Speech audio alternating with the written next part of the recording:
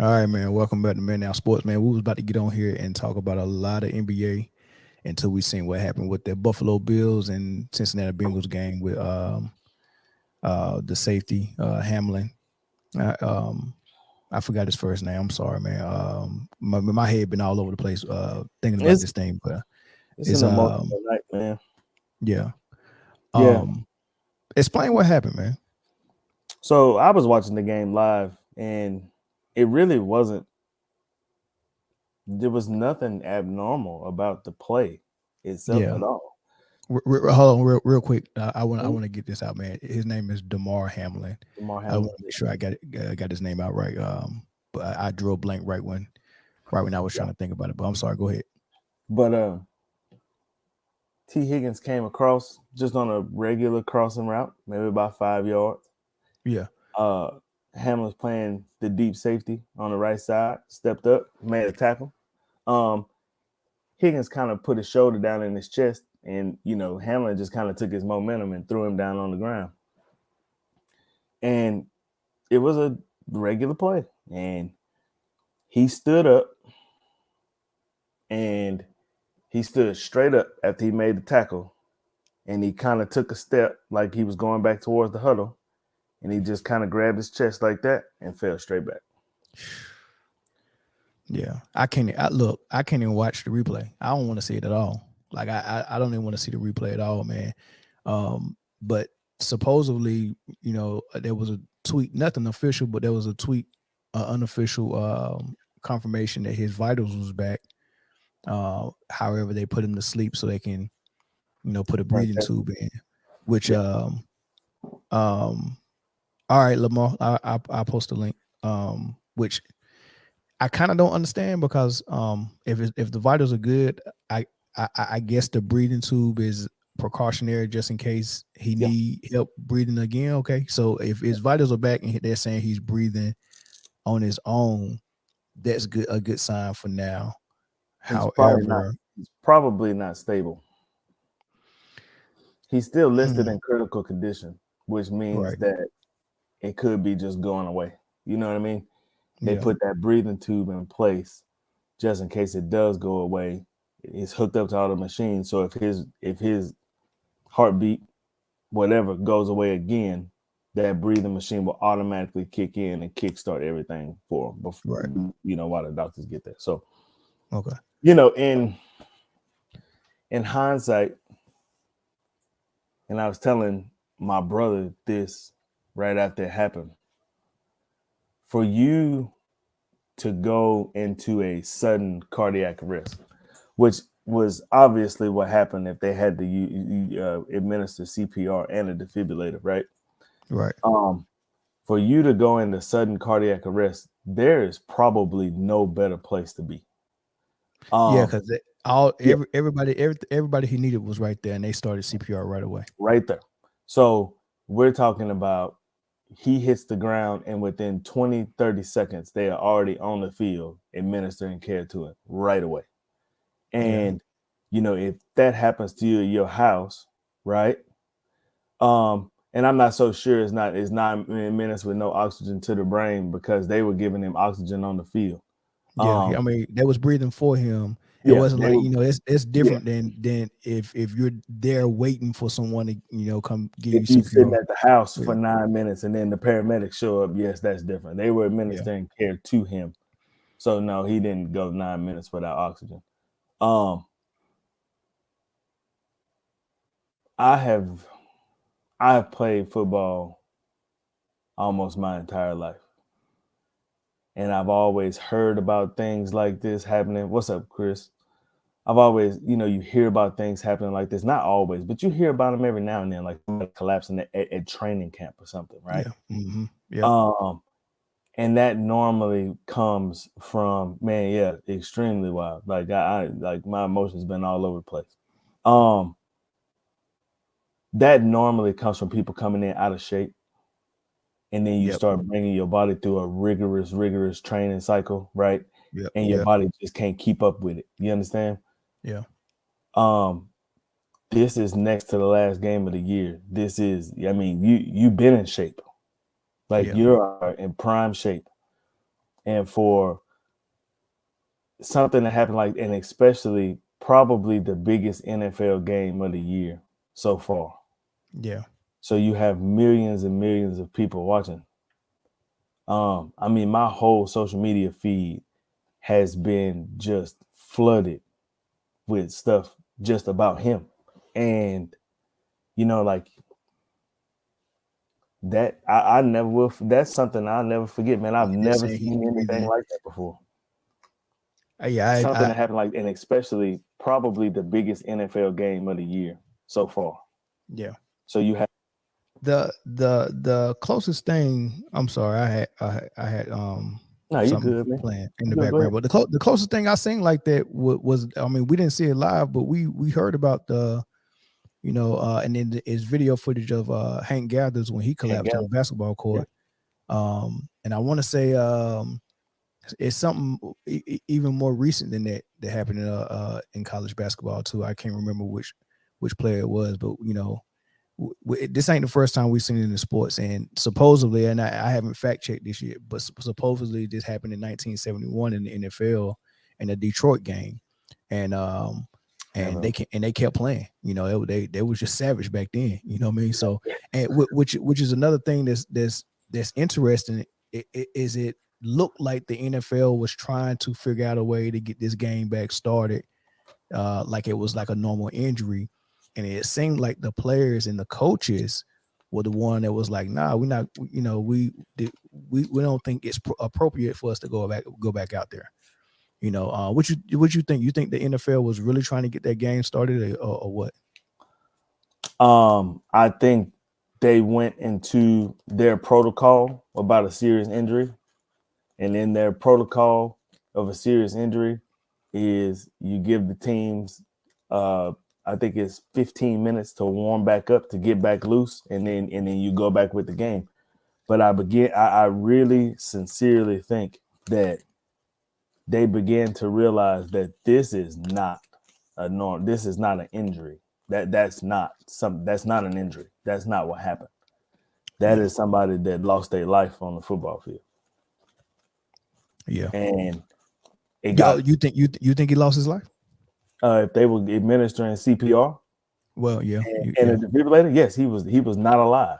He needed an artificial thing to bring him back to life. Yes, he was Could it dead. been something as simple as maybe when he? I mean, because you said he got hit in the chest with the pads, right? Yes. Could his rib cage have went back far enough to touch his heart? You know what I mean? And do something like that. I read something, and I have to go back and look on social media, and there was a doctor that was on social media that was posting, and there is a phenomenon that happens. It doesn't happen a lot, but there's a phenomenon where you can get hit in your chest so hard that your heart stops. And but the thing about it is that, man, this wasn't that violent, bro. It wasn't. Yeah, but sometimes it's just like It's just freak accidents are freak accidents. The one right? in a million thing. And no, there's no possible way in hell I could have ever gone back and played. Like, I would seriously be considering reevaluating my career situation right now. To be honest with you, my PTSD might kick in to a point where I don't even think I probably could play another game if he was okay, right? And if he wasn't, if he doesn't pass away, or so, let's say he's okay. Mm-hmm. I still don't think mentally I could play the same game. I would just say, look, man, that game is over.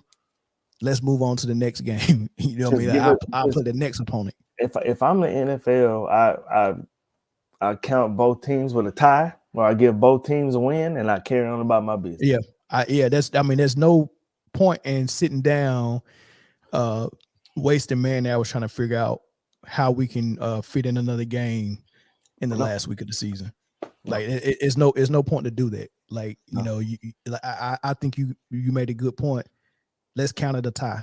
It's a tie, and let's just move forward, and then let's worry about this kid, man. Because anything else gonna look insensitive. And speaking of insensitive, Skip Bayless, right? I put his tweet up. This is Skip Bayless, man. hold on. Let me actually take this. Let me take this comment down real quick. We'll get to the comments in a minute. But Skip Bayless, his first tweet was said. He said, "I've seen so many horrific injuries suffered on football fields, yet never have I seen a reaction like this." That's a good point. Like both teams all were surrounded around the kid. Both coaching staffs, everybody. That reaction was, you knew it was serious, right? And I think that's what he was saying in the first tweet. Right. And in every other situation I witnessed or covered, the game always went on fairly quickly. The attitude was, hey, that's football, right? Which he's right. Somebody break their leg. What happened to Dak Prescott 2 years ago with his ankle? They kept playing, you know what I mean? But that was a bad injury. People was crying. You know what I mean? People was really hurt to see that, that horrible injury. But he said, look, man, it's football. People just go on, right? He said for these players, this was different. So there's nothing wrong with what Skip said on that first tweet. You agree? Yeah, okay. Then he comes back and says, okay, it's been a while. No doubt the NFL is considering postponing the rest of the game, right? So he's speaking what the NFL is thinking about doing, but how, right? So he's saying like, how do you do that? This late in the season, a game of this magnitude is crucial to the regular season outcome, which suddenly seems so irrelevant. So the last part kind of, if you was questioning what he was trying to talk about, the last part says, which suddenly seems irrelevant. He's letting you know, man, everything the NFL is thinking about as far as postponing the game and trying to reschedule it seems really irrelevant right now on how serious this was. So I get where he was going with it. I don't think there was nothing majorly wrong with the tweet, except for the fact that your mind shouldn't even be really going there at this moment. Okay. Right. Then he got a lot of backlash and he had to come back an hour later and say nothing is more important than a young man's health. That was the point of my last tweet. I'm sorry if that was misunderstood, but his health is all that matters. Again, everything else is irrelevant. I prayed for him and I'm going to continue to pray for him. So I don't see nothing majorly wrong with it, except that he didn't really think this out before he tweeted that. Well, this is the thing about Skip Bayless that I've noticed, and I've noticed it more recently than anything. To be a person that your job is words, right? That's your job. It is to talk words, sports. Right. That's your job, right? He's very bad with them. Very bad with them. And it's his delivery almost. It's almost arrogant. You know what I mean? And people don't take kind to arrogance. You understand what I'm saying? Like, how do you how the hell do you think you postpone the game? This dude died on the field. That's how the fuck you repost it. I mean, you postpone it. That's how. It's not. That's not a difficult question to answer at all. And it's like, it's almost like you thinking out loud, and I understand the context of the post. It's just very poorly written, very poorly written. I don't even think it was poorly written. I just think like if you're saying that it is irrelevant to even think about it, then it was irrelevant for you to tweet it. So, to tweet it, exactly. Yeah, it was irrelevant. Like it was not necessary. But Skip, if you follow him on Twitter, this is what he does. Even during First Take show, he's tweeting every 30 minutes and saying, me and Shannon about to discuss this. Me and Shannon about to discuss this. He does it to pull his audience in. And then like when he watch a Cowboys game or he watch a Tom Brady's game or anybody that he likes, he's tweeting throughout the game, especially LeBron. LeBron, take over, LeBron. He tweets throughout the game. Every game, whether it's in the NBA, NFL, he probably tweets 8 to 10 times during the game.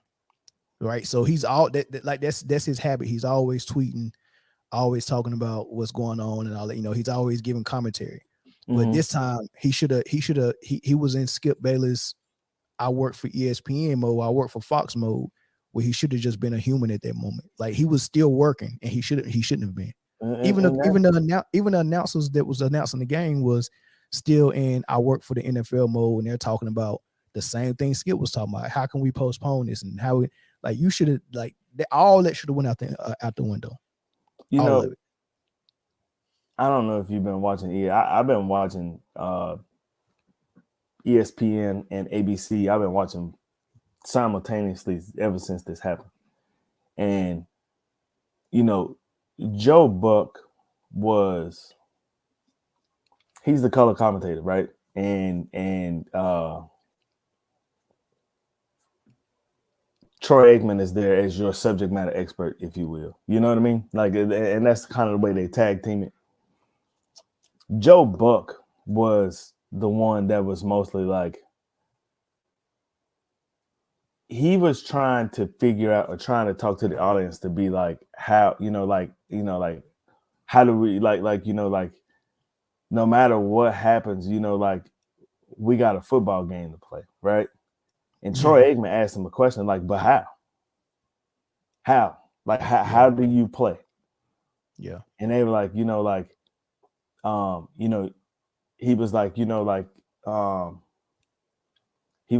talked about for a second, he talked about when Michael Irvin broke his neck playing the Eagles. And he was like, I didn't even want to continue then. He was like, I don't know how you continue. He's like, I don't think you can continue after CPR. Yeah. And then Booger McFarland came on and was like, we're insensitive. We're desensitized to players getting injured because players get injured every game. Somebody gets hurt. Yeah. And the show must go on. Next man up.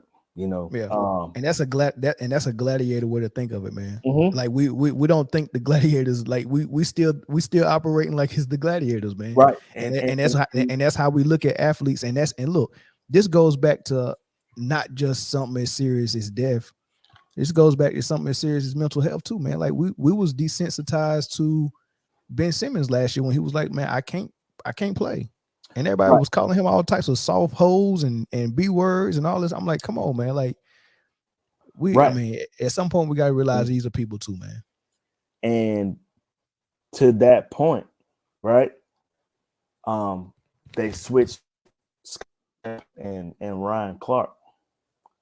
And Ryan Clark, I don't know if you remember this, but do you remember Ryan Clark went through a similar incident in pregame warmup in Denver? No. You don't remember that? He couldn't play in Denver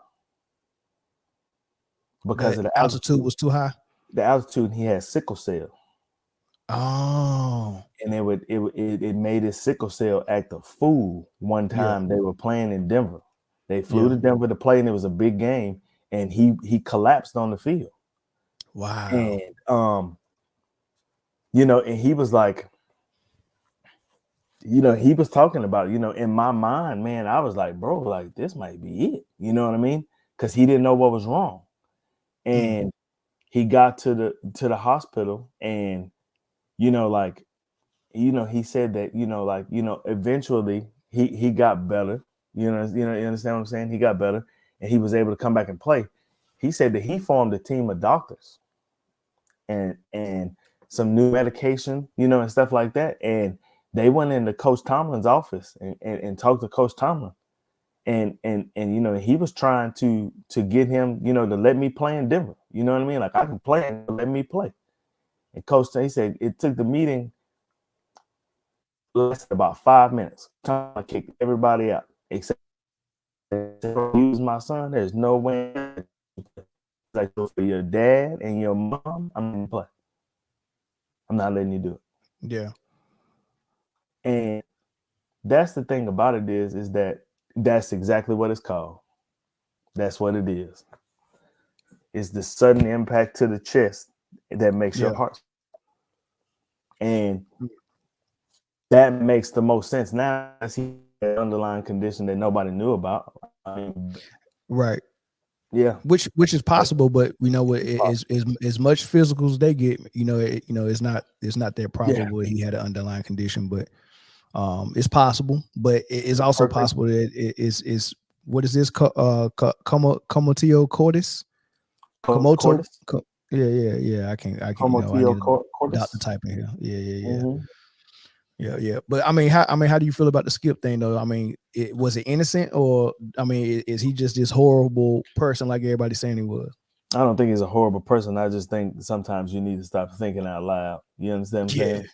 And sometimes you gotta stop working. Like Yeah. that tweet was about the character he played, Skip Bayless. That's what that was about. He was still trying to keep his Twitter popping.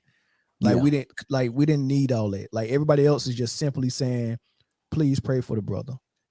Pray for the young man. Hope he's okay. That is all Skip had to say. But he had to go and continue to be Skip, continue to work, man. It's not necessary, and it's very ironic that he tweets something out that gets misrepresented and misunderstood, but he had no sympathy for Kyrie's tweet of the film that everybody was saying was anti-Semitic. And now I hope he gets how it feels now when a lot of people coming against something you said that you didn't mean any harm by, but no one's really understanding it and calling it like, okay, it's innocent. So it'd be interesting to hear how they mention it, if they do mention it all tomorrow on his show. But they'll mention it. He'll publicly apologize to everybody on the air. He'll do that, but I think that'll be about it. And then Shannon will come to his rescue again. That'll be about the end of it. Oh yeah.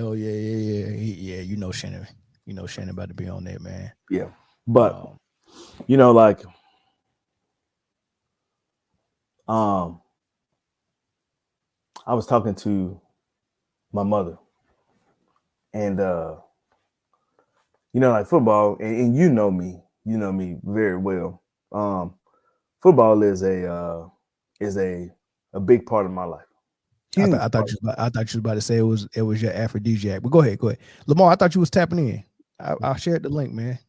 I guess Lamar want me to send a link to his private message. All right, Lamar, I send it your private message. Well, come on, Lamar. Come on, Lamar. Just hold on for a couple of minutes, Lamar. I'll come over to your house and log on to the thing for you, bro. Like, it just want the whole thing. You want gift wrap me. But football has been a big part of my life for since I was a child. And Ryan Clark said something tonight, man. And he was talking about just the young man himself, right? Right. And he was like, Damar Hamlin is playing, he's living out his lifelong dream. Like, and he was like, people always used to tell me all the time, like, what's your plan B? And he was like, I don't have no plan B. God gave me this ability for my plan A, and I plan on using this ability to the fullest extent till I can't do it no more. And he was like, I grabbed the football, and it was the first thing I fell in love with. And he was like, nobody had to teach me. Is what I knew what to do with it.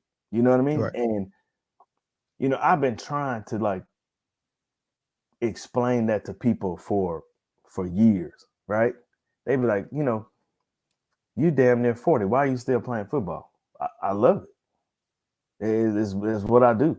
I have a God-given ability to do it, so I'm gonna do it. And me being stupid,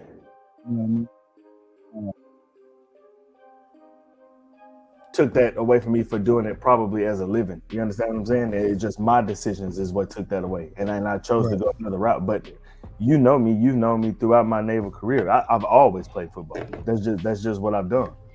Right. And to see that taken away from somebody, not in an injury, but in something like life and death, that's a traumatic experience. That fucked me up. Like just watching it on TV, that fucked me up. I was like, man, I've never seen nothing like that before in my life. And that's why I didn't even watch it. I was watching the Brooklyn Nets. You called me right before it happened, and I was like, man, I'm watching this Brooklyn Nets game, and I was talking to you about how they was balling, and then I had 2 fantasy championship games going on, and I got Joe Burrow in one, and I needed 20 points to win it from Joe Burrow, and then the other one, the guy I'm playing against got T. Higgins, and if he get 15 points, he'll beat me. So I'm like, man, let me go check on this Buffalo Bengals game and see what's going on. And I seen everybody on the field, and then I heard them say CPR in 9 minutes, and I said, oh nope, not watching that. I turned it off. Ain't no way. What's up, Lamar, man? Yeah. So all them times I posted the link, I posted the link a total of 3 times in the chat. You didn't see it that damn time? What under the yeah, in the comment section. Yeah, like in the comment section, like this is it didn't show up. Not on my end. Here's one of it right here. Join the stream. Here's the other one. Hey, C3, what up, man? I ain't got time to mess with goddamn man right now.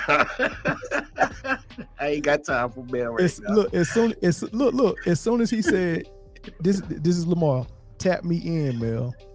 As soon as he said that, I said, hey man, I'm gonna put it in the chat. Hey Mel, are we gonna talk something about the show? You posted it, but I didn't see it. Okay, I get it. Well, I didn't want you to think I was being slow with the link, man. Nah, man, it's all good, man. As always, man, always a pleasure to chop it up with y'all boys. My bad, with y'all men, y'all kings. Yeah. Always a pleasure to chop it up with y'all, my bad. So, RW Sports, Man Down Sports, always a good collaboration. But look, man. Always. I just got off my late night show. Yeah. And I get what Skip was trying to do. I get it. Mm-hmm. I get it. But bad timing. Read the room, pimp. Read the room. Yeah. It was terrible timing. It definitely was. I know the in the sequence of your tweets, because I'm not gonna just pick one part of one tweet and kill them. All I'm saying is it was terrible timing, and I'm seeing a pattern from Skip. He keeps minimizing our brothers. Like, you just really dogged my man Shannon a couple of weeks ago. And if I was Shannon, boy, I wouldn't be too happy with that situation, because he made that personal. Yeah. And now you just pretty much minimize a man that's dealing with life and death. Anytime people say CPR, that's life and death situation. Yeah. What's the disconnect though for Skip? Like, because all right, so like you said, you get what he was trying to do. He was trying to work. Come on, like man. This was all about him being on the clock. Ma'am. He was on the clock. Man. He was on the clock, right? Yeah. You know the damn disconnect. You could be right. Yeah, no, don't say I could be right, man. This man literally, Skip ain't even come close to playing damn varsity football and had the nerves to dog a Hall of Famer like Shannon Sharpe on air and had no thoughts about it. I don't remember hearing no apologies. Come on, man. You know what? I put that more on Shannon than I put on Skip. Oh, Shannon should have did that, dog. Yeah, I put that on Shannon. Like, I get Fox paying you pretty good. Man, they paying Skip better, but I get all that. But hey, man, I put that on Shannon, man. That's my last day at FS1. Hey, it would have had to be. But, hey, Club Shay Shay, the podcast is doing just fine for him. Yeah, he's making enough money. Yeah. I mean, I ain't counting the man's pocket, but trust me, Shannon has done well in his second career. That, trust me, if you decided to left FS1 that day, you'd have been just fine. Yeah, but you can tell Shannon the type of guy who really think he's doing something if someone's paying him a lot of money. He don't seem like the type of dude that's saying, I don't want to be an employee for a long time. He's okay. He's quite all right with being an employee. I can tell by the way he bite his tongue. Don't tell me Shannon's getting close to SAS. Don't tell me that. Because if that's the case, then I can't watch the show no more. Look, you can tell how submissive he is by the way he bite his tongue when he say Skip name. Skip. He say his name like a bottom chick say a pimp's name. So I mean, we gotta be real about that, man. But so Skip boss man and Shannon Sharpe is hopping Bob. Yeah, I think so, man. I really think Tell so. Tell about the gun line, boss. There's no way he should have let him slide with so butter biscuits, man. Tell him about the gun line, boss. All right, man. But I think we can. Yeah. I think we can close that chapter, man. The young man is in the hospital. Yeah, People got to him really quick with CPR. Prayers to Damar Hamlin, man. No news is good news. You know, I haven't seen nobody come out and say, "Hey, look, you know, this or that." You know, I won't even say what the worst might be. I'm not even gonna say it, but no one's come out and said that, man. So I think no news is good news, and you know, continue to pray for the brother. And when we say pray, we mean like actually do it. Don't just say you go pray and think that that's what it is, man. Actually talk to the Father about this for real, and you know, continue to do that. And then I think we don't have to be the dead horse on it, man. I do want to get to some NBA though. Please, because I've been dying to talk NBA with you, bro. All right, so there's two really hot teams right now, man. Mm-hmm. And some hot players, right? So you got the Dallas Mavericks. I think they just won 6 straight tonight. And then you got the Brooklyn Nets. I think they just won 12 straight tonight. Yeah, they won 12 tonight. Luka is an MVP candidate finally, because I don't have players losing ball clubs in any discussion for MVP. Never. Now that he's above 500 on the 6-game win streak, they're actually winning.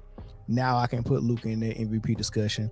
Of course, Kevin Durant is in there. His numbers are getting less and less than what they were, because they're needing him less and less in the fourth quarter. This is the second game in a row that he didn't play no fourth quarter minutes.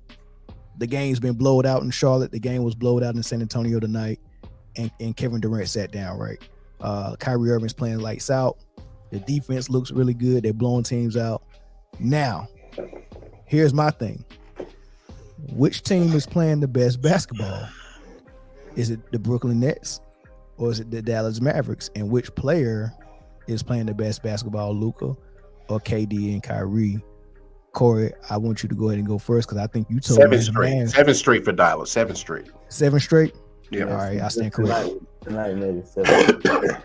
Yeah, that question's for you, Corey. I know it's for me.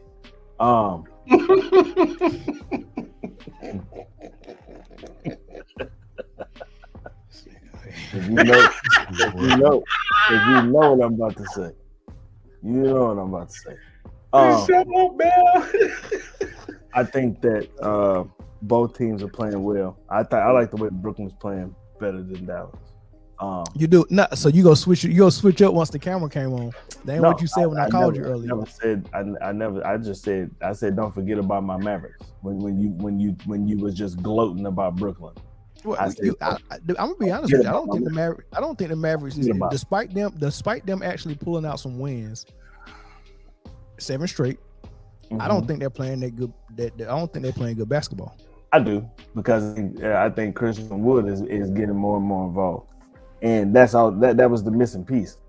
I don't know what was going on internally.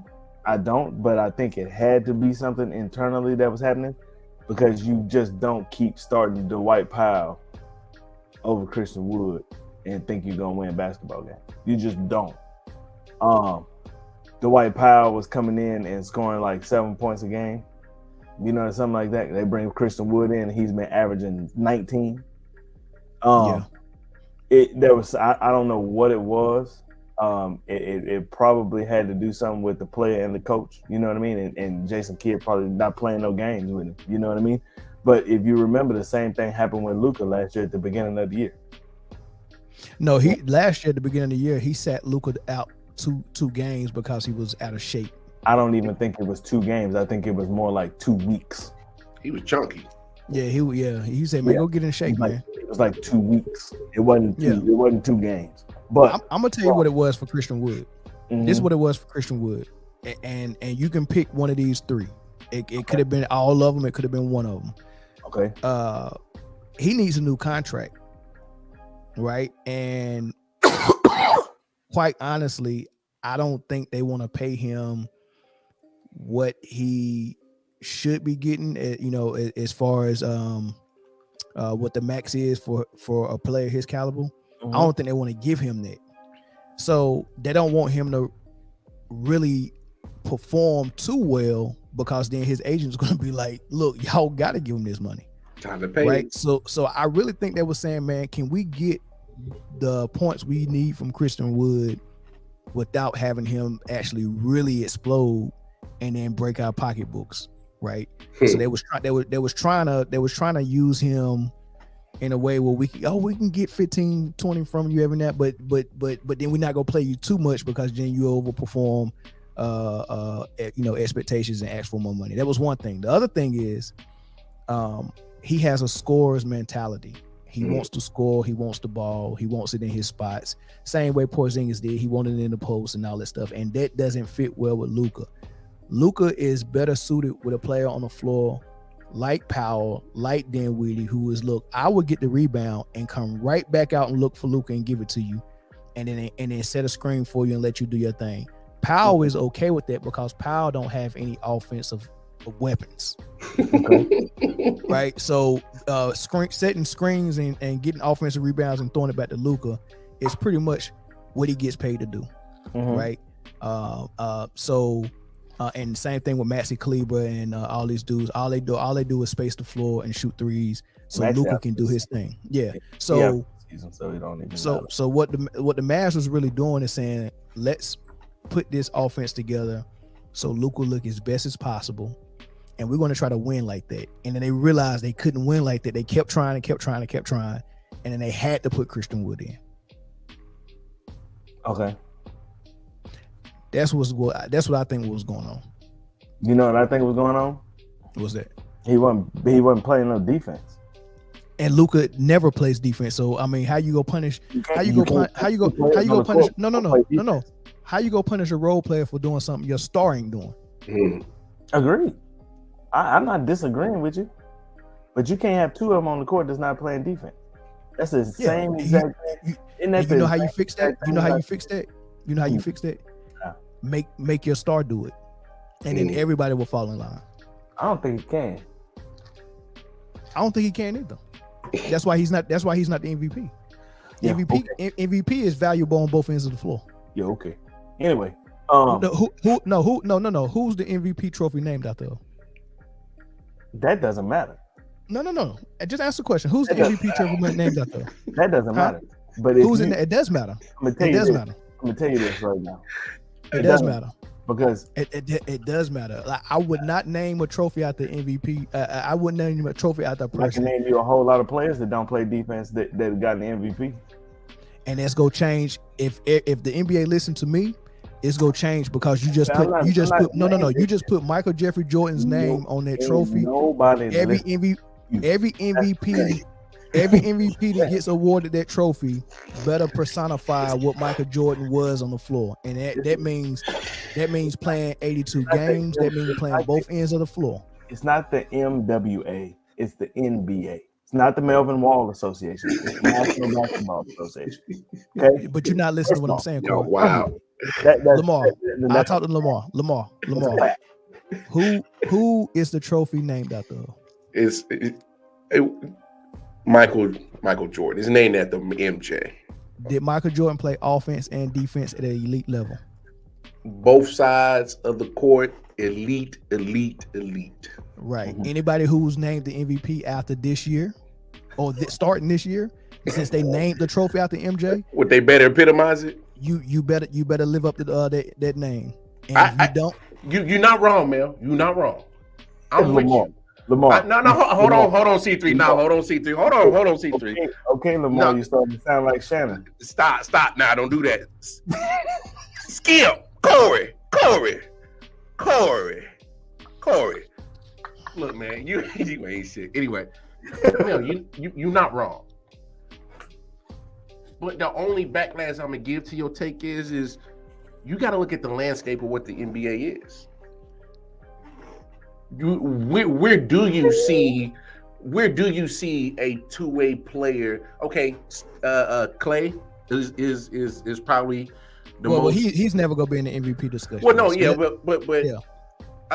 I'll give KD his credit. The Brooklyn Nets are playing fantastic defense. We go talk about that, but two-way players right now. Kevin Durant. Segue into making KD MVP. No.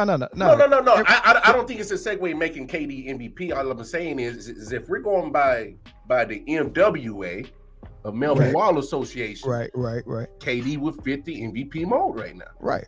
Of course. But this is the NBA where these fools, they travel from damn Los Angeles to damn north of Canada, the way they be carrying and traveling. That's been the thing. That's been damaging the actual purity of the basketball. The come on, man, like they don't. Yeah, but Lamar, they don't put stock in defense like that no more. But Lamar, so Lamar, Jason rare. Tatum, it's rare. Jason Tatum is a two-way player. He is. So is Jaylen Brown. Giannis is a two-way player. Yes. Kawhi is a two-way player.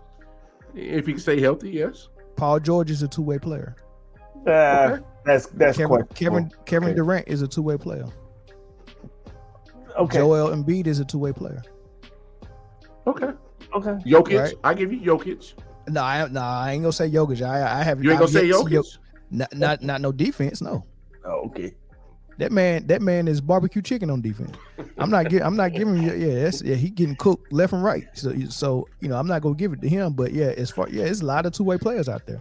You've named 5 out of a league of. That's in the MVP. But how many people you gonna have in the MVP conversation? Like I'm talking about Embiid, Tatum, Durant. That's 3. That's in the discussion that both play two ways, and if Kawhi was healthy, he would be in the discussion 4 as well. Yeah. And Paul George is that caliber of player, but just by personality, he'll never be in the discussion. They just never go put him in there. But it's a lot of good two-way players out there. There are, but you're gonna have the nights that's Luka making history, dropping 60. 21 and what 21 and 11. Yeah, but Donovan Mitchell just dropped 71. I know. But 71, 11, and 8. But no one's gonna talk about it.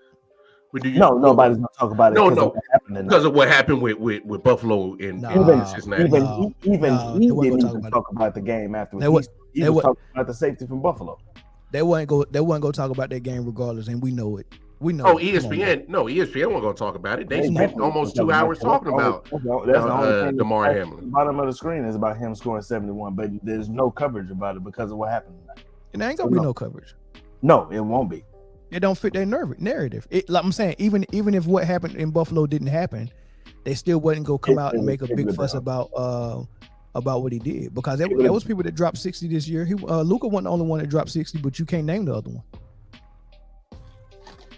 Now, so far, only Donovan Mitchell would have been. He would have been that game, and Donovan Mitchell would have been the front lines on ESPN.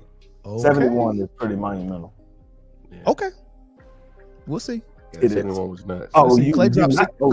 You're not. Clay dropped 55 tonight. You're not gonna see, because and you'll never see Clay dropping 55 tonight. You won't see anything on SportsCenter for the next week other than the health of the safety. That's it. Mm-hmm. That's possible. That's how Mickey Mouse rolls, dog. That's how Mickey Mouse rolls. They're gonna beat that story into the damn dirt, and like literally, I mean, because for some reason they're gonna feel like this. Yeah. I mean, I can't recall witnessing anything like that. No. I was watching the game. But this is another thing I don't. This is another thing I don't want to see. I don't want to see it talked about on ESPN for a whole week straight. It is. Well, you better get ready. Yeah, well, I don't watch ESPN like that anyway. I'll do sports before I watch ESPN. So, what I mean? But nah, like give it its proper respect. But what's the point of continuing to talk about it unless you're going to talk about like something that needs to change? Like, is there anything that needs to change? Like, there's nothing. I was thinking about that, and that's a great question. I don't think that there's anything that player safety wise that can prevent that. No, I ain't even talking about play. I'm not talking about preventative. I'm talking about the reaction. maybe the live coverage should have been cut immediately. Like I said that. Camera, yeah. Oh, why are we? I said that on my show tonight, and my bad for cutting you off. I literally said that at some point you gotta cut your losses. Like go to something. You got all these ESPN classic film in your vault. Didn't do it more and Mel. I think the only reason is because there was always a question of whether the game was going to be played again. And it shouldn't have been no. So those are the things that should change. In the players in both the Buffalo Bills and the Cincinnati Bengals, Sean McDermott, the coach of the Bills, Zach Taylor of the Bengals, none of them discussed ever going back on the field. Oh no, I don't think it was ever discussed going back on the field. They was just waiting on the front office to give them the okay not to go back. No. I think even if the NFL told them they can go back, they weren't going back. Oh, the NFL told them to go back, and they said no, they wasn't going. I guarantee that's what happened. Yeah, they weren't going back. NFL has a protocol. When you have a serious injury like that, you get like 15 minutes to warm back up. You throw the ball out on the field, run some routes, do whatever. And let the NFL put that protocol into play. And they were like, no, this is not the same thing. Hey, the coaches took control of this situation. They was like, nah, bro. They did the right thing. Hell yeah, they did. And if the coaches didn't do it, I would have expected the players to do it. What I really wanted to see was the NFL come down and be what they are, a business, and say we will presume play, and then everybody was going to tell the players to presume play. They wanted to, but yeah, that's what I want. That's what I wanted to see, just so I can see the players say, "Nah, we're not doing it." I wanted to see that type of, but I wanted to see that displayed on a camera. Yeah, I got you. You're not gonna hear the conversation. You'll never hear the conversation. Never. No, you won't hear it. They're not gonna share that information. NFL's not gonna let that get out. It's gonna have to be one of those whistleblowers to actually let this come out, because NFL not doing it. No, neither will ESPN. So no. And then the is not gonna let them do it either. The Players Association is not gonna let them do it. Yeah. Troy Vincent already came out and made a statement and said they never considered it, but I don't believe that. I don't believe it at all. I believe it. I believe the Players Association didn't consider it, but I think the NFL was the total opposite. NFL, like okay, that sounds better. In the play, you have a series. That sounds better. You get 15 minutes to warm back up. You know what I mean, and then we'll continue the game. And the Players Association and the players on the field were like, no, and the coaches were like, no, we're not doing that. Yeah, I think that sounds better. Once they left the field, the game was over. That was it. Oh yeah. Yeah, not coming back. I knew that. And then you see these players going to the hospital right now.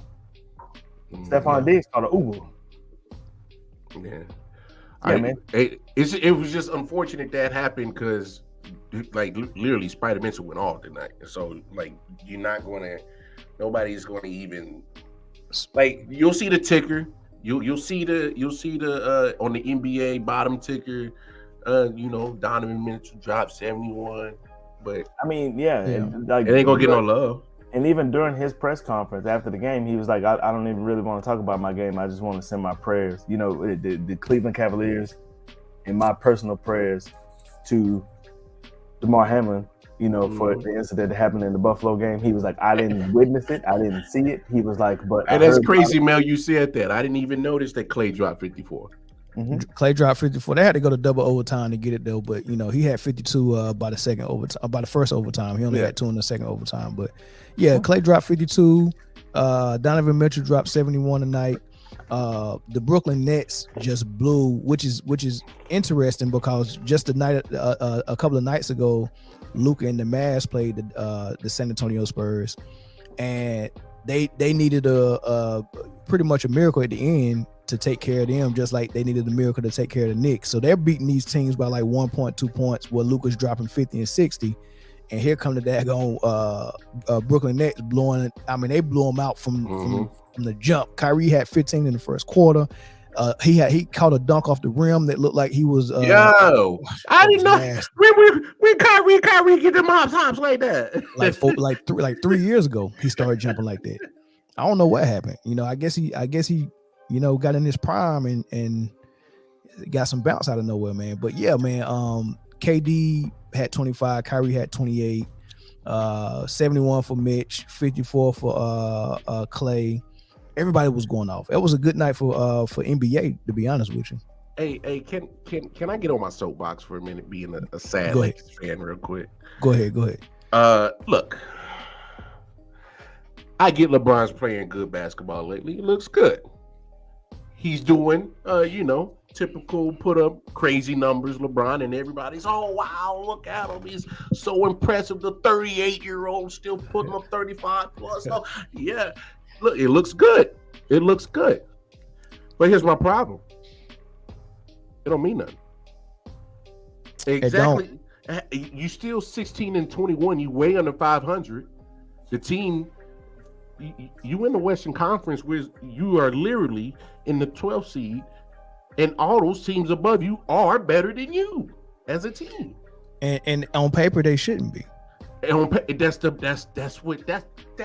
oh, thank you for understanding the very hurt Laker fan, man, because this shit hurts, bro. Yeah.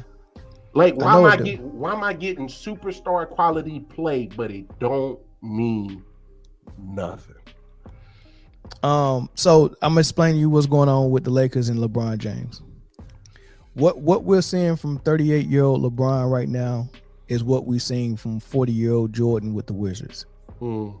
He can get his numbers, but the team has to play a particular way for Jordan to be featured and get his numbers. And asking LeBron to continue with his play is ridiculous. You can't sustain this. So that's my thing. The only way LeBron can get his numbers is if they feature him, and they don't need to feature a 38-year-old. Like, there's no 38-year-old to get featured. Even Kareem gave the reins to Magic. Exactly. Like we like whatever style of play that you played that got you your 30 points a game This is why I love your basketball IQ, because you're setting it up like a home run pitch playing softball. Because there you go. When you got an old guy that's getting featured, you want that guy to pass the torch. Hello, in Lakerland, who can that torch be passed to? Oh, we got Mr. Glass. He's hurt again. Oh, damn. That's true. But guess what? But guess what? Will never be passed until Bronny joins the Lakers. Yeah. But look, when LeBron went out for several weeks, that's when the Lakers played their best basketball with AD and Russ. True. So at this point in LeBron's career, he is more Karl Malone than he's anything else. He just need to go ahead and you know how some corners transition to safety later in their years. Lost my speed. Right. LeBron has to transition to power I'm already forward. in backpedal when you said height, dog. Yeah. He LeBron needs to transition to power forward and really embrace it and say, I'm no longer go run point. He needs a mid range. It's better though. His mid range is better. He can like Karl Malone on his best day is what LeBron is now. LeBron can be an MVP power forward playing like Karl Malone. And I think what I also need to put in is get away. I agree with you. Give up the point guard duties. Stay away from the 3-point line. Either take their mid range, or get as close as you can to get a higher percentage shot. That's all I'm asking. Don't step back there no more. I'd be okay if you literally took one 3-point shot attempt a game. I'd be totally fine with that. If I was Darvin Ham, I would sit him down and we wouldn't even watch film from the last game. I would just sit and watch Utah Jazz film all day long. That's you, Karl Malone, right there. That's you. And Russ is Stockton. Y'all can run screen and roll. This is you. You're no longer a point guard. It'll never happen. Of course it won't, because LeBron wants to get his numbers, and that's the issue, which leads me right back. Is in the way of what he wants. Of course, which leads me right back to Luka. Luka is also playing a style that he shouldn't be playing. He should not be the point guard. Your best scorer, who you run your offense through, should not also be the guy who runs the offense. You let that option go away when Jalen Brunson went to New York. Not really. Yeah. Just get another point guard. They should have done that in the offseason then. They got Kemba Walker right now. They got Frank Ntilikina right now. Kemba Walker's mentality is just like Luka. But he's a true point guard though. He's a pure point guard. And he don't have to come in being score first. He don't have to do that. He didn't do it in Boston. Yeah, that didn't last. He definitely did. He definitely didn't do it in New York. So my point is, none of those lasted long either. There's no reason for Luka to be your point guard. Zero reason. I mean, I'm not disagreeing with you because I think the best basketball they played was when they played. Who did they play? Utah in the playoffs. When Luka was not playing. Yeah, Luka was hurt. Yeah, and he came in Game 6 and they beat Utah in Game 6. Yeah, and Jalen Brunson ran the point. That's the best basketball they played. Did you see them this year when Luka was out and Kemba Walker played his first game? Yeah. And he had like 30, and they played phenomenal basketball. The ball was moving. That's Jason Kidd's offense. Yeah. That's coming from up above that Luka will be featured the way that he's featured. I think so too. I think so too. So that gets me to my point though. That gets me my question though. Listen, hold on, just one more point. Okay. In that Game 6 against Utah, when they beat Utah, they beat them by like 28. Jalen Brunson ran the point for 3 straight quarters, and they were just winning. You know what I mean? They came in and played Luka ball in the 4th to close the deal. And that was the best basketball that I saw them play, even better than the Phoenix series. That was the best basketball that I saw them play. And I truly and honestly believe if they would have played if they would have went back to that type of basketball against Golden State, that series would have won that series. It would have been more competitive at least. Oh, yeah, definitely that. You think so? I think so. I mean, I'm not gonna diminish. I'm not gonna diminish his importance to the team. I'm just saying they need to tweak how they run their offense. Listen, in that Game 6 against Utah, going into the 4th period, Luka had 9 points. He still ended with like 30. You understand what I'm saying? It was just in that 4th period they went to Luka ball, slow, methodical basketball, using up all the shot clock. You know what I mean? Get a shot, miss a shot, somebody pass, rebound, pass it right back to him, reset, do it again. The same type of basketball. You understand what I'm saying? It drained the clock down. He still got his points, and he still walked out as the leading scorer at the end of the game. But the first 3 quarters of the game, Jalen Brunson was running the show, and it was working. And Luke only had 9 points. And it's no coincidence the New York Knicks look pretty decent with Jalen Brunson running the point. Yeah, of course. He's playing on an all-star level. So I'm gonna refresh everybody's memory. Michael Jordan used to play the way Luka plays before Phil was the head coach, and Michael Jordan's numbers was unreal. But yeah, no, it was the exact same. It just looked better. I understand. It just looked better. It was, and plus Michael Jordan also played defense, so you couldn't really fault him too much. You was like, he trying, and he's giving it his all. all that stuff, right? However, that's not the best way you can play. That's not how Dean Smith taught him to play. And so when Phil showed up and said, "I'm taking the ball out of your hands," initially Michael Jordan was upset by it, but he knew, you know what, you're right. Because Dean Smith didn't coach me like this, right? So he was okay with, take the ball out of my hands, implement the triangle offense, Pippen go be a point forward, I'm going to be off the ball and get my points, right? What that does is it open up another job opportunity for your co-star. If Lamar, if you my co-star and I take all the jobs, I'm going to look good and you're going to look like you're not carrying your weight, right? Like right now, if me and you just as long the money straight and we 50-50 man. Yeah, and that's how people like Dwight Powell think, because it's like, man, if it wasn't for Luka, I wouldn't even be nobody starting lineup. True. So I'm okay with him helping me get paid. Because they're looking at the benefits on how his performance affects their bottom line. Right. However, you always wonder why people that play that style don't seem to be able to get free agents. Like LeBron couldn't get free agent in Cleveland. It wasn't Cleveland. It was like nobody wants to come over there and watch LeBron do his thing all day long. And then when he get tired of it, he throw it to me and I got to be on point. Where am I going to eat at? Right.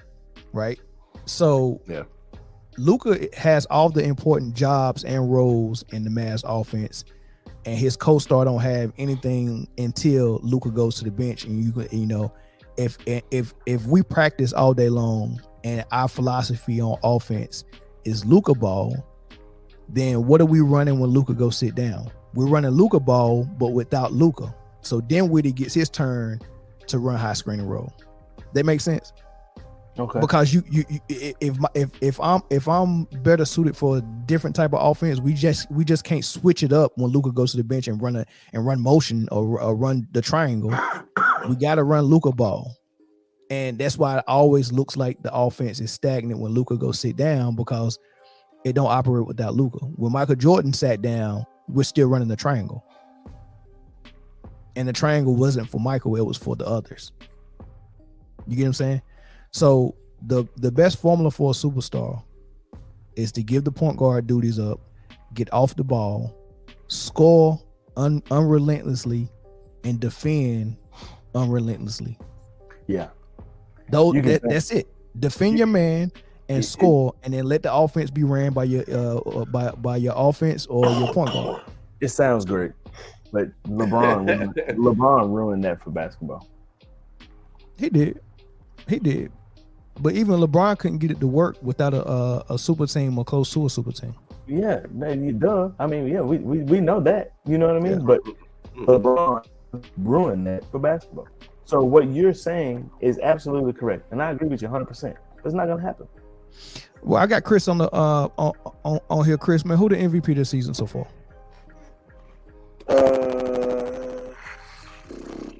Oh, here come this Negro and this damn life As of alert. right now, it's got to be Kevin Durant. Okay. Your MVP probably could be like you got some headphones in your head or something. Yeah. Oh yeah, it's real staticky. I told you, here come he come with this life alert phone. All Yeah. sound like Yeah. a robot over there. That Obama phone is not working, my brother. Not working. Don't disrespect my setup like that. All right, hey, go out and come back in. I want to hear this Kevin Durant argument for MVP. All right, Lamar, who's MVP this year?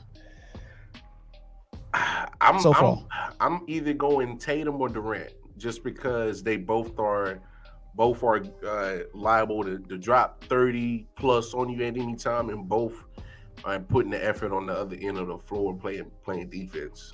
I mean, I can't 100% choose, but I would leave it between them two. Give me 1, 2, and 3. Tatum, Durant,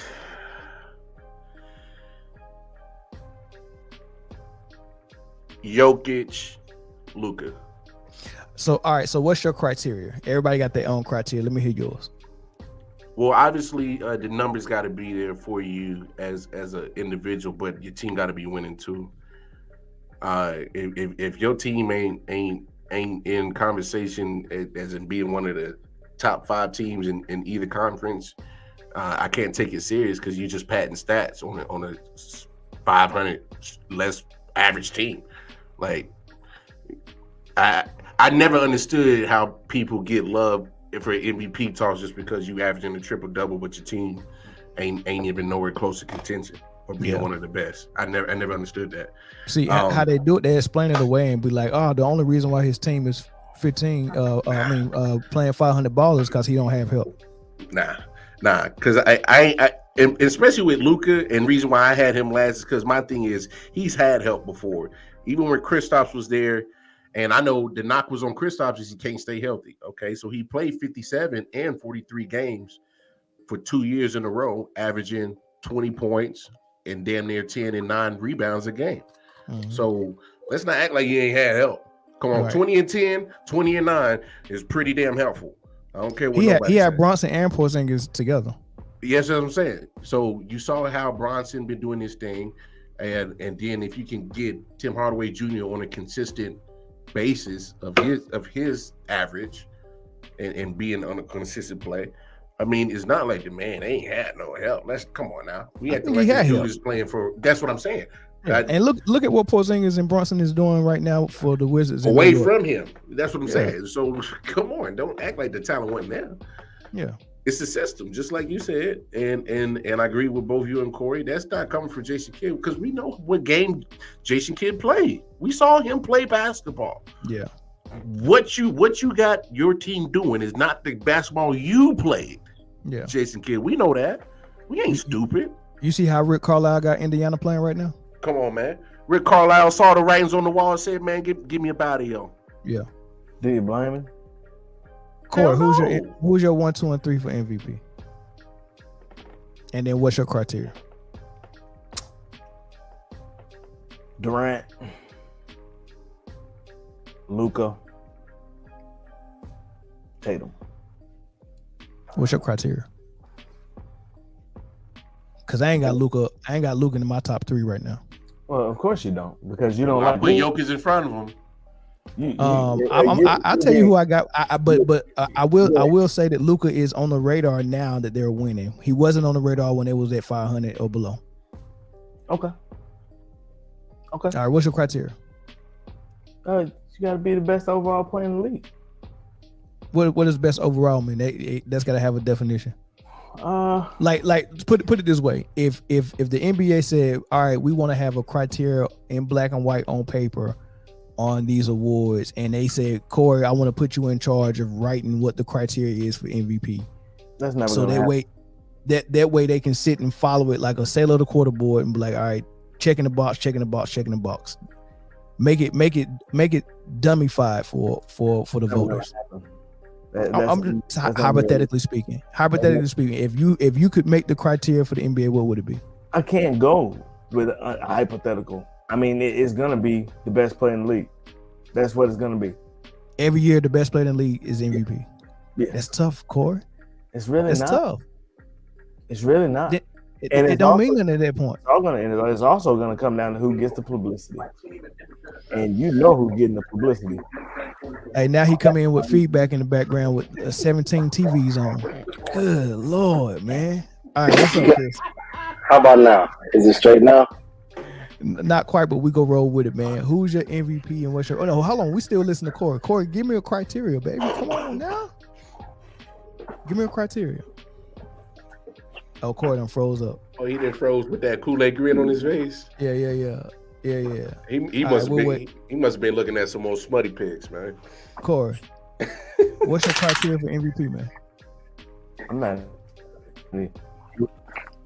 Can you? All right, Corey, you got to fix your internet. I'm gonna go to Chris. Chris, Yeah. 1, 2, and 3 MVP, and what's your criteria? 1, 2, and 3 MVP. All right, so I'm gonna do it.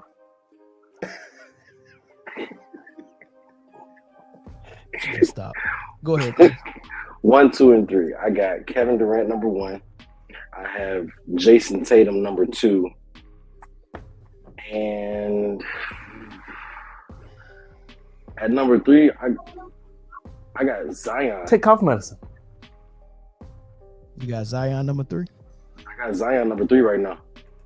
Oh, That's interesting. That's a wild card. Zion's playing unbelievable, but didn't he miss did he miss the first 8, 9, 10 games? No, I don't think he missed that many. I think he only missed maybe like 5 or 6. The first 5 or 6. Not even the first 5 or 6. He started the season and then had a slight injury, and then rehab that, came back, and then been balling. I'm about to look it up real quick. we're in New All Orleans. right, so go ahead. What's your criteria? What's your criteria though? Team success obviously is you can't have an MVP on an 8 seed or somebody who's not even in a playoff. If the playoffs were to end today, they're on the outside looking in. You can't have somebody and on that moment, right? Okay. Also, you also have to look at stats, like personal stats, because you can't have an MVP who's not putting up MVP numbers. What are MVP numbers? Points per game, field goal percentage, efficiency on the court, plus minus, rebounds, assists, how you are on defense, if you are balanced or if you just mostly scoring, or you got to be a balanced player. MVP is most valuable, which means you have to be valuable on both sides of the ball. Yeah. Mm. Yeah. Yeah, y'all been watching my videos. Chris been watching my videos, man. Sounds great. That sounds Hey, great. No, that's a good criteria. I like it. Hey, Corey, if you calling me Shannon, And for real, I mean, he just came in and was just like super Shannon. Hey, you got Zion hopping played- Bob like a mug right there, dog. If you calling me Shannon, He's in that square. Excuse me. He's in that square right there. There he is, right there. I mean, is that not good criteria for? Tell him about the MVP? jump shot, boss. most of it is good. I like it. Man, how many? I mean, dude, there's been so many MVPs in the last 10 years that don't play defense. Now, all of a sudden, you change the name of the trophy, you're gonna change it to where you got to play defense. Yes, because it's named after Michael Jeffrey Jordan now. So you got to fit that bill, man. Like that's the bar. The bar for MVP was raised this high. Okay. All right, and then when Steve Nash got it, they lowered it and said, you know what, you don't have to play defense. No, So- they lowered it when they gave it to James Harden. The Nash got it before Harden. I didn't know that, but Steve Nash would get in the way. James Harden would go sit by the scores table when No, the team played. Okay, yeah, but Steve Nash getting in the way was the exact same results as James Harden going to sit on the table. Absolutely not. Oh yes, it was. And James Cardiac Harden, arrest. James Harden is big enough to play defense too. I just seen that comment. Lamar. Okay, I see it. You said they reported cardiac arrest. Yeah, ESPN just came over my live. Yeah, they did. It just came across my phone too. No other updates though. He's still in critical condition, but the heartbeat has been restored. Is what they said. So Okay. that's a good thing. Yeah, but what was I saying? Zion played 28 games so far out of like 35. So Out of he missed about 37. 37. Yeah. So he missed about 9 games. Yeah, And so third I was absolutely right when I said 9. But Corey, the bar was lowered with Steve Nash, and then Dirk got one. But Dirk played defense. He just was slow, had slow feet. He was slow Right. to keep up. And then he had to be. He came in the era where power forward was golden, Garnett's, Malone's, Barkley's, even people like LaFonso Ellis. Dice was bad at power. I mean, Chris Webber. Power forward was stacked. Rasheed Wallace. Hey, did you really just dig in your bag and say LaFonso Ellis? Oh my Oh God. yeah. He was a monster. So That's what so I'm you- saying. you had to defend that power forward, and Dirk survived in the era. So I'm not even gonna put the Dirk in that Steve Nash category, but Steve Nash lowered the bar. That allowed someone like Harden and Westbrook to get those MVPs with just numbers, and then MVP just got destroyed. And it don't even mean that. It can be a different criteria every year. Now with naming Michael Jordan the MVP trophy, that gives you some type of standard. You think? Corey, I You think? I can't agree with you. Hell no. You think changing the name of the trophy is going to change the? No, I'm saying it's just the not changing. It's just no. giving I'm saying Jordan no. the trophy. Listen, Without you asked the trying- question. without changing Hold on, the you logo. asked the question.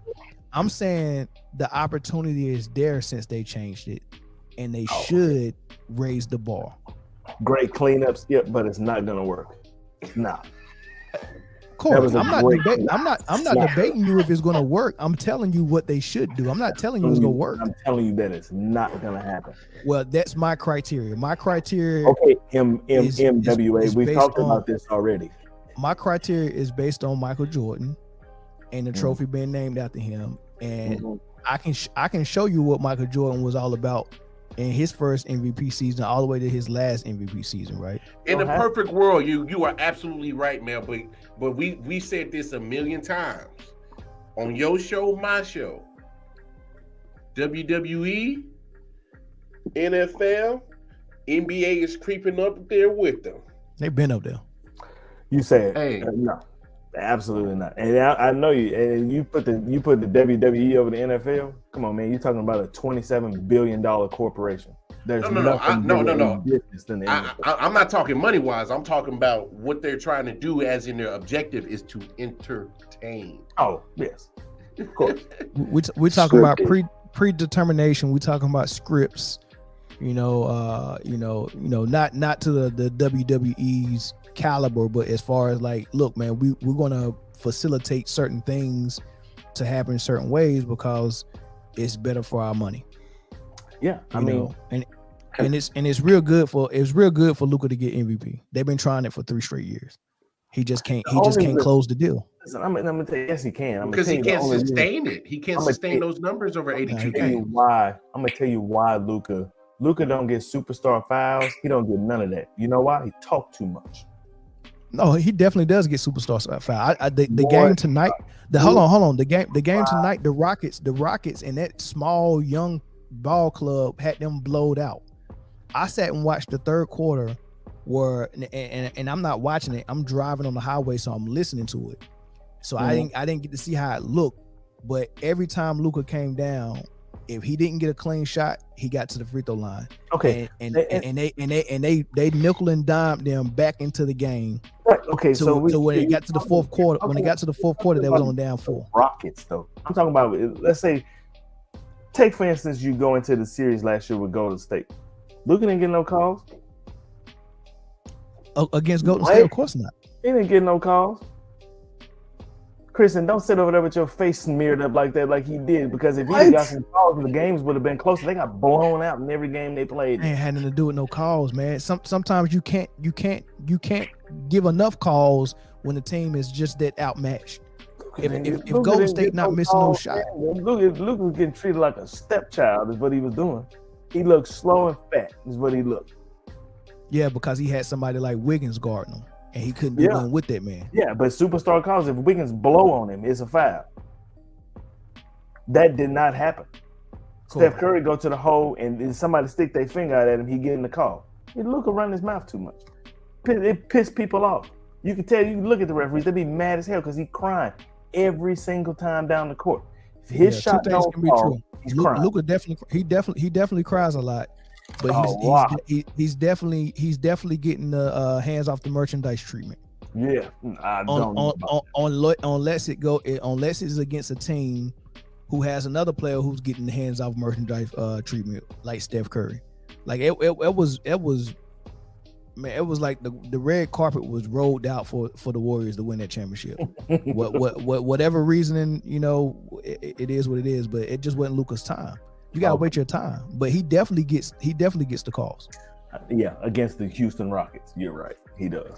Yeah. It don't matter who you getting against, you getting it. Mm-hmm. VIP, baby, straight to the MVP, baby. That's like getting it. It ain't gonna work again. It ain't gonna work again. What ain't gonna work again? He ain't gonna. This is the 3rd year in a row they tried to give him MVP. He not gonna get it. Yeah. How? You know what's sad? You know what's sad? KD not gonna get it either. No. Well, we know why KD ain't gonna get it.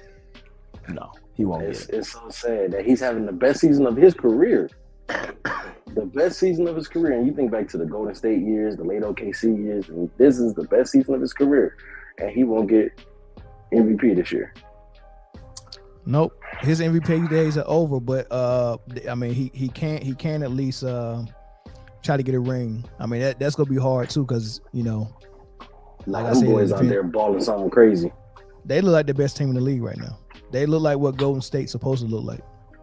12 straight and convincingly 12 straight. Yeah, KD ain't even played the fourth quarter tonight or the last game against Charlotte. That's a good time. He finished today's game with 25 and 11. Just to kind of give y'all an update, Buffalo released a statement. They said Damar Hamlin suffered a cardiac arrest following a hit on our game versus the Bengals. His heartbeat was restored on the field, and he was transferred to UC Medical Center for further testing and treatment. He has been sedated as a precautionary measure and listed in critical condition.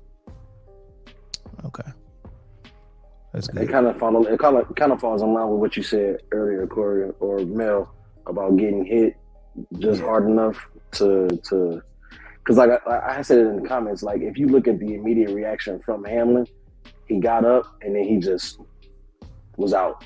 And and Joe Mixon jumped out of his way and then he pointed at him and was walking away. But then you can tell he realized something because he turned right around and on his knees right there by him. And when you have that reaction from a player, like it's different, right? Yeah. Like remember Players know when something ain't right. Right. You remember when like I guess the perfect example is that remember when Joe Theismann broke his leg and Lawrence Taylor LT right away was jumping like, up and down, telling people to come here. They know something is wrong, like something's not right. And yeah, that was tough. That's tough situation. You know, after seeing that, it made me think about the Nick Foles hit where the guy was making the snow angel right beside him while he was shaking. Yeah. Right. And somebody thought he was having a seizure until they found out his ribs was just I don't know, he might have broke a rib or something like that. But it looked like he was seizing. Right? I think he broke a bone. But yeah, he must have been in pain because the way he was shaking, like, shoot. But the dude was making a snow angel right beside him. Listen, I have never felt any pain before, like when I broke my collarbone. I don't know what it is about that area, man. That hurts. I just got a little sore thinking about it. Yeah, like you like it hurt to breathe. Because you think about it, it raises and lowers. When you breathe, you do anything, man. Breaking that collarbone, man, it hurts. It hurts. Yeah, that was super duper. That was pretty tacky. You know what I'm saying? And I don't think he knew he was hurt though. I don't think he knew. I don't think he knew he was hurt either. But that's bad timing. Yeah. Yeah, but people gotta understand in the moment when you get a sack and you know it's a celebration, but you're not immediately looking back to your victim. So, but I think like pretty sure they told him after like, yo, hey, and once you seen the magnitude of it, he probably felt like shit. Probably. I don't know. I don't know if Kevin Thibodeau felt like shit because the man went to the sideline. It was like, put that motherfucker to sleep. Like man. So he said no for real. So homeboy, he kind of knew. He kind of knew he did what he did. Now he gonna have to deal with that. Yeah, I can't fight for that. Now they can't fight. Now they finna come at him hard. Anybody? Hey, Chris, do you really think the NFL ain't gonna fine him for that? Oh, yeah, no, I said I can't fight for him for that. Oh, I was about to say because I was like, NFL fine you for bad socks, bro. They gonna fine you. I didn't know he went to the sideline. I didn't know he went to the sideline bragging about it. Look, I'm kind of torn because I get where Chris is coming from on the situation because he made a sack. He probably didn't understand. I get it as bad timing. He kind of, went a little bit too long with the damn snow angel. Like, you celebrate your little sack, going back to business. But the moment he did the put him to sleep on the sideline. Yeah, you knew what you did at that point. You knew what you did. You knew what you did. So I mean, I agree with you on that point, Corey. Is that now you treading to the part where I know you're a rookie, but there's just like there's unwritten rules in baseball. There's a little bit of unwritten rules in football, and they're gonna hit that signing bonus. Well, not only that, there's going to be other offensive linemen that are going to see that. That's what I'm talking about. I'm not even talking about the fines and stuff. There's going to be some offensive lineman justice going on from offensive linemen. They're going to rough that boy up. They're going to try to hurt rough him up. Yeah. You're gonna have to go out there. Man, ain't nobody rough up Burfict when he was taking heads off, man. What do you mean? What? Did you see what Juju did you not see Juju drop, boy? I thought it was Hines Ward that got him. It was Hines Ward or Juju. Juju broke his jaw. Juju dropped, boy. Juju tried to take his head off. Yeah. Listen, hold on. Let me tell you, Juju before TikTok was a bad motherfucker. Yes. He really be on TikTok like that, man? Oh, not anymore, but he was bad. He was bad, and when he was in Pittsburgh, I ain't never seen it, man. He on his dancing and stuff. He was dancing on the opposing team's logos at midfield for the. Him and Pat Mahomes' brother. Yeah, but when he started doing that, the Steelers started losing those games very badly. You don't remember when they played Cincinnati when he did that and they went after him? No, I don't remember. Yeah, this is when Burfict, because this is when Burfict came across Antonio Brown, and it was that same game. And so after that happened, Juju was like, "All right, I got something for you," and I'm gonna have to send you that, man, if you ain't seen it. Pretty much Burfict. Yeah, it was a crackback, and then Juju dropped the hammer on him, stood over him, was like, "Yeah, I got that ass." Yeah, pretty much. He told him, he said, "Yeah." I'm pretty sure I seen it. For some reason, I thought it was Hines Ward, but Hines Ward got so many linebackers. That's when the crackback was actually legal. Like it's not legal. Hines Ward and Larry Fitzgerald, man, I love them as blockers, man. They were blocked, boy. Yeah. Anquan Bolden was a good blocker as a wide receiver too. Yeah. Kurt Warner almost got Anquan Bolden head knocked off in the game. He had to get his jaw wired shut. Remember that one? And that fool played with his jaw wired shut too. Yeah, he did. Yeah. No way in hell. Not me. That's crazy. Not me, man. My competitive, maybe I can't feel the competitive edge I used to have. Hey, Melvin, you were one of them. You was one of them football players turned basketball players. Took that right here, like yeah. And I ain't even get hit in the bull ring. I seen some people my size get hit. And I was like, nah, man. Nah. Ain't even look back. Ain't even look back. You was like, no. I was playing basketball. Lamar is bad when you change sports. Man, bro. And the crazy thing about it, Lamar, I was cold. I just couldn't get started, man. I came out there and was like, couldn't get with the hit shit. You was like, I was like, man, nah, I'm too skinny, man. You know what I mean? That man Mel said, you said basketball trials is this week? You get hot out there.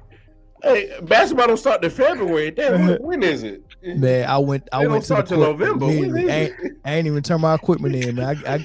I gave it to one of the home. I gave it to one of my little neighbors, man. I had some neighbors. Hey, drop that off for me, pimp. Yeah. So y'all can play with this, man. I kept that.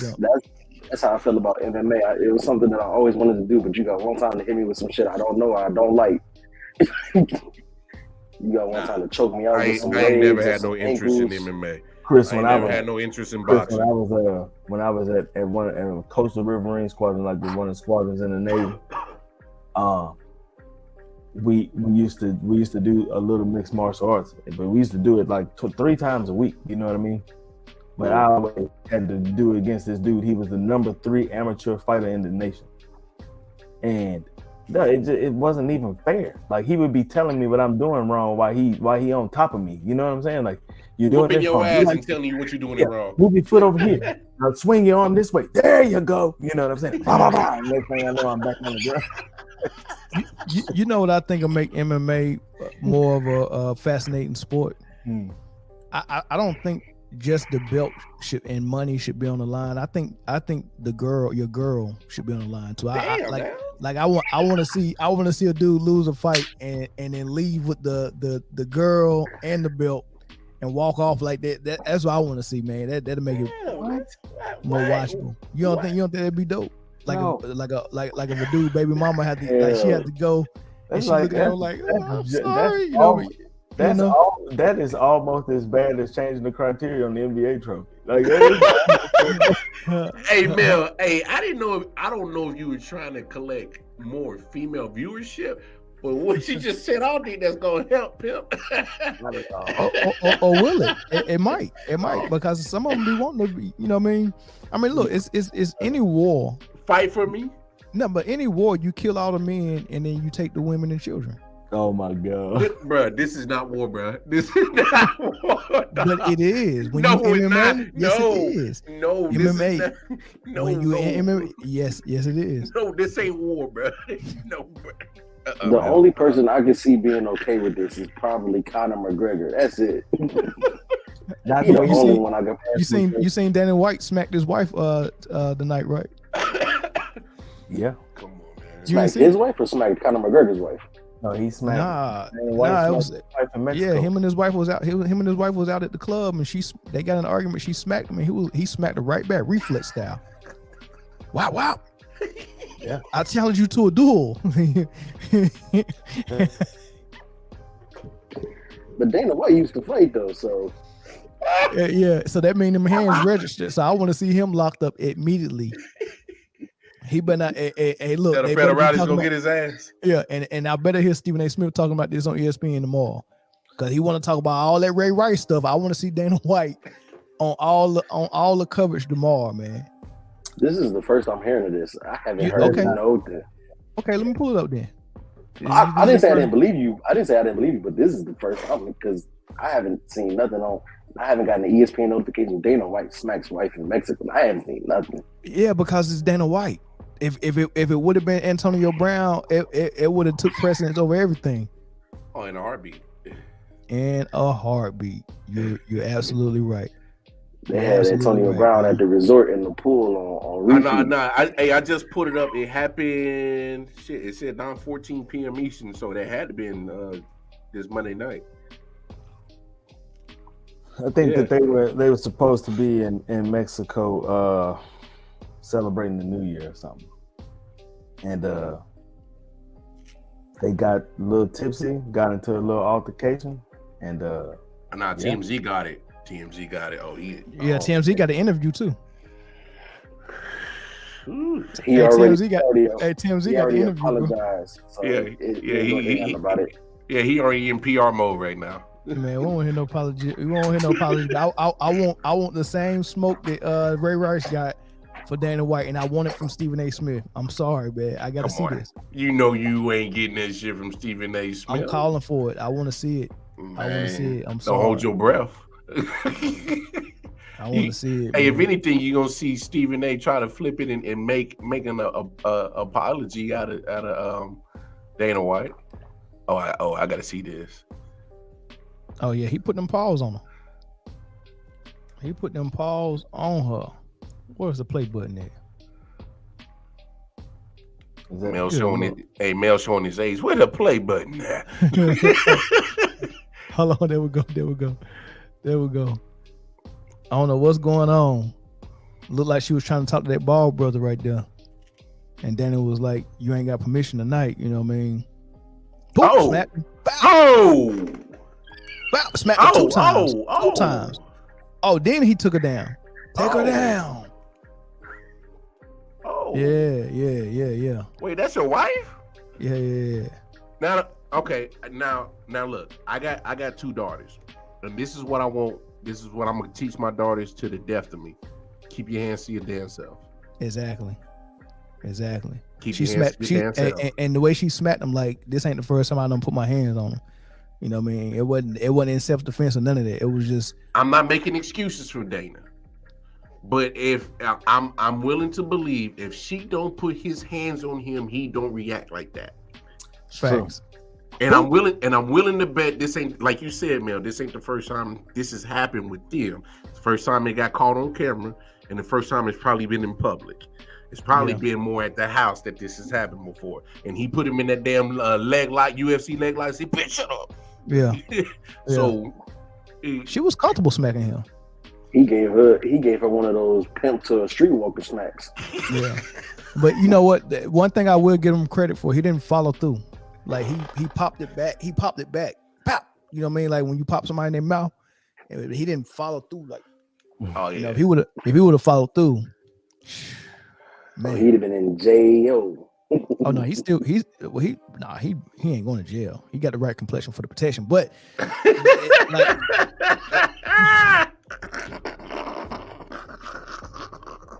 I'm gonna use that. Wait, you ain't never heard that? Oh, come on, man. Hey, man, you should have been on game since birth, bro. All this is free game since birth. Yeah. It's you have the DNA that all that should be given to you at first time you start understanding shit. Yeah. But yeah. Dana smacked him, man. He put them paws on him, man, and damn. And in the TMZ interview, you know what he said? He said, "I'm not making excuses for what I did.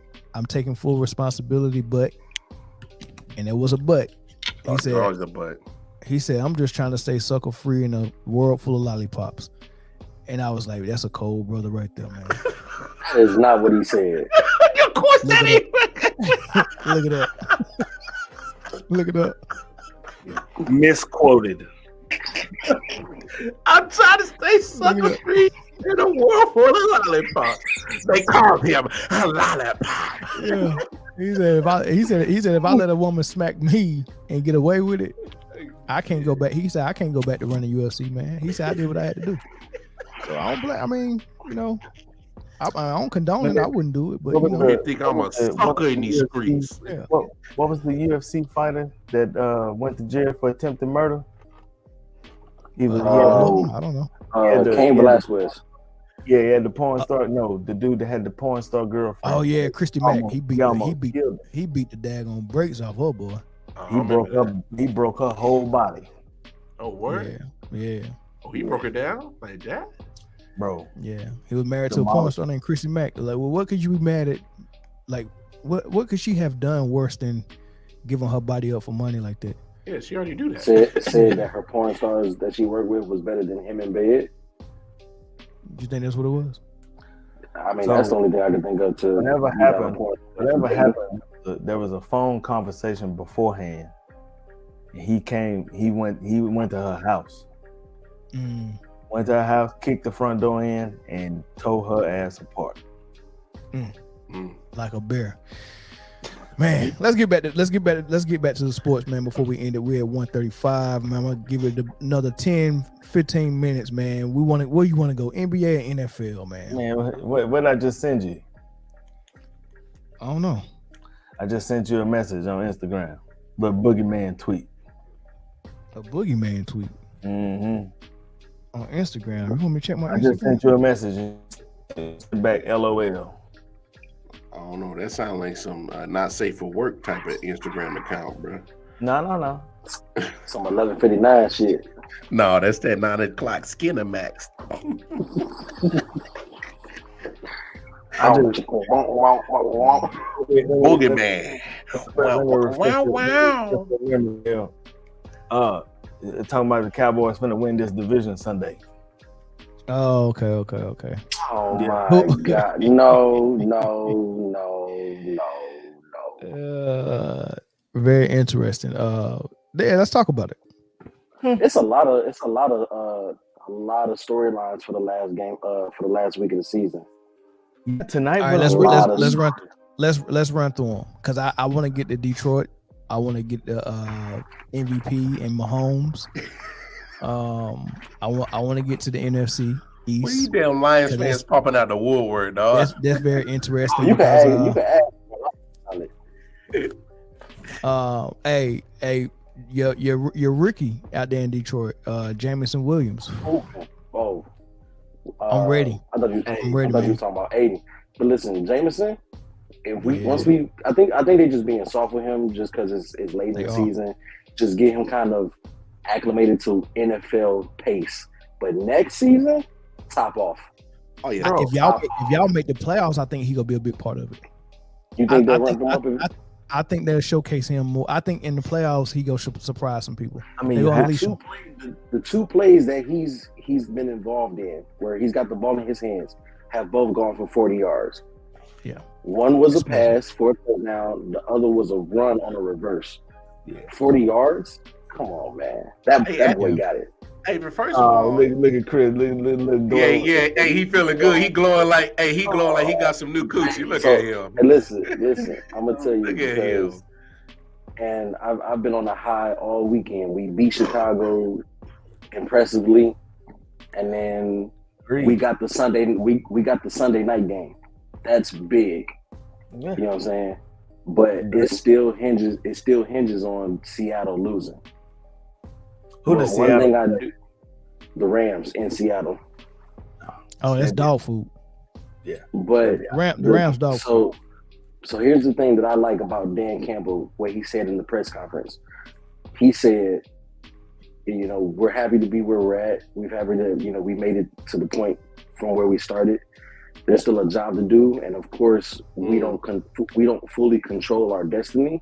But he was like, got the tiebreaker on y'all. Damn. Yep, but he was like, either way, Seattle wins or loses, we're going into this game in Green Bay to play to win. We're either going to play to be in the playoffs, or we're going to play to stop somebody else from going.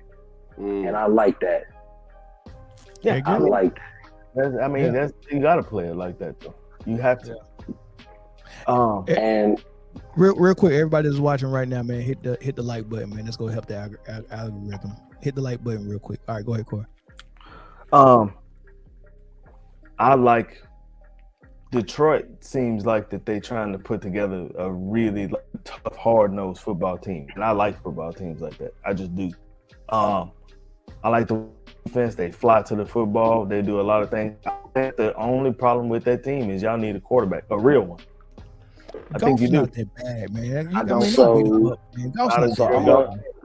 So I'm gonna tell you what I told everybody else. I wanted us to get a dual threat or do a sign and trade for Lamar or figure something out where we got a dual threat quarterback to run that system, right?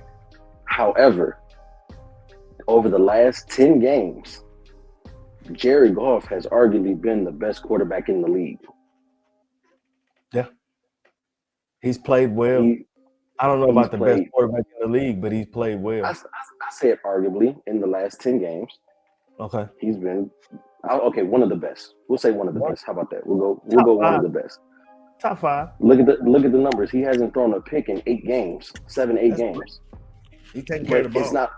It's not like he's, not throwing the ball at all. He's still putting up 25, 30 attempts, 250 plus yards, 2 and 3 touchdowns.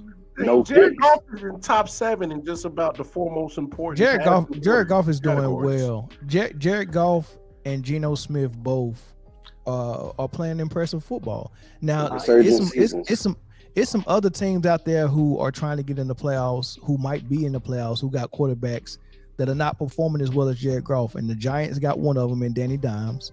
The Commanders got Carson Wentz. If they still got a chance, I think they out of it now, but they're done. Hey, Mel, can I stop you right there? Because I got so much respect for Ron Rivera, but I don't understand, how do you not know the severity of that game going against Cleveland, who has nothing to play for, and you reinsert Carson Wentz, and after the game, you have no idea that you got eliminated because you and your team didn't show up? Well, you know what he said about that? Bro, that's a fireable offense, bro. He said Carson Wentz was the better deep ball thrower. Man, I ain't trying to hear that. They ain't winning with Carson Wentz. They wasn't winning with ball. Tyler Heineke either. Tyler Heineke, his last 4 games, Tyler Heineke didn't lay the egg. He's trying to light a spark. That's fine, but you can't light a spark to something that's already dead. I mean, you only got 2 choices. This is the NFL. I can't get nobody off the street. But you got to think about it. You can. They ain't never had no problems bringing in McCown off the street. You don't put in Carson Wentz as your answer. Yeah, but you got to think Carson Wentz got benched, and they paid him to come in and be the starting quarterback. He got hurt. He just never got his job back. He got benched. I think Heineke can play. He just, for the last 4 weeks, he has not been playing good football. Yeah, and I'm with you on that. That he trying to light a spark, man. Hey, man, it's stale. Let's see if I got kick the tires with this. And the Raiders tried to do that as well with Carr, but I think that was just. I think it was a bad They time. want Carr out of there. No, they want Carr out of there. And you know what? I don't even think that's the case. I just don't think that they want to pay him this bonus. Yep. Yeah. Yeah. Because if he gets hurt, they on the hook for $30 million. Bro. Here's the thing, though. Here's the thing about that whole situation. Jared Stidham came in and balled. He did. Well, because you got to remember. Right. You got to remember. Josh McDaniels was in New England when they drafted him. Yeah. So he knows Jared. He knows Jared Stidham. Yeah. Exactly what he brings to the table. He finally opened up the playbook and said, "Yo, do this." Yeah. All the plays that he should have been given to Derek Carr, he decided to open up against the 49ers when. Great. Yeah. It's some coaches who think they're offensive gurus or think they're quarterback gurus, and I always find it odd when they show up to a team. Guru. Right. I always find it odd when they show up to a team and bring a quarterback that they had at another franchise, as if to say, this is what, because quarterbacks coaches want their quarterbacks to be an extension of them on the field, right? Mm-hmm. Right. So when you show up to a team and you bring who you feel like fits you better, I don't feel like you really go give mentally a fair chance to the guy that's already there. Oh, I don't. You go be looking for opportunities to put your guy in. I don't think that's the case. I think he brought Jarrett Stidham with him because he wanted a backup that he didn't have to teach the offense to as well. Somebody that already knew it.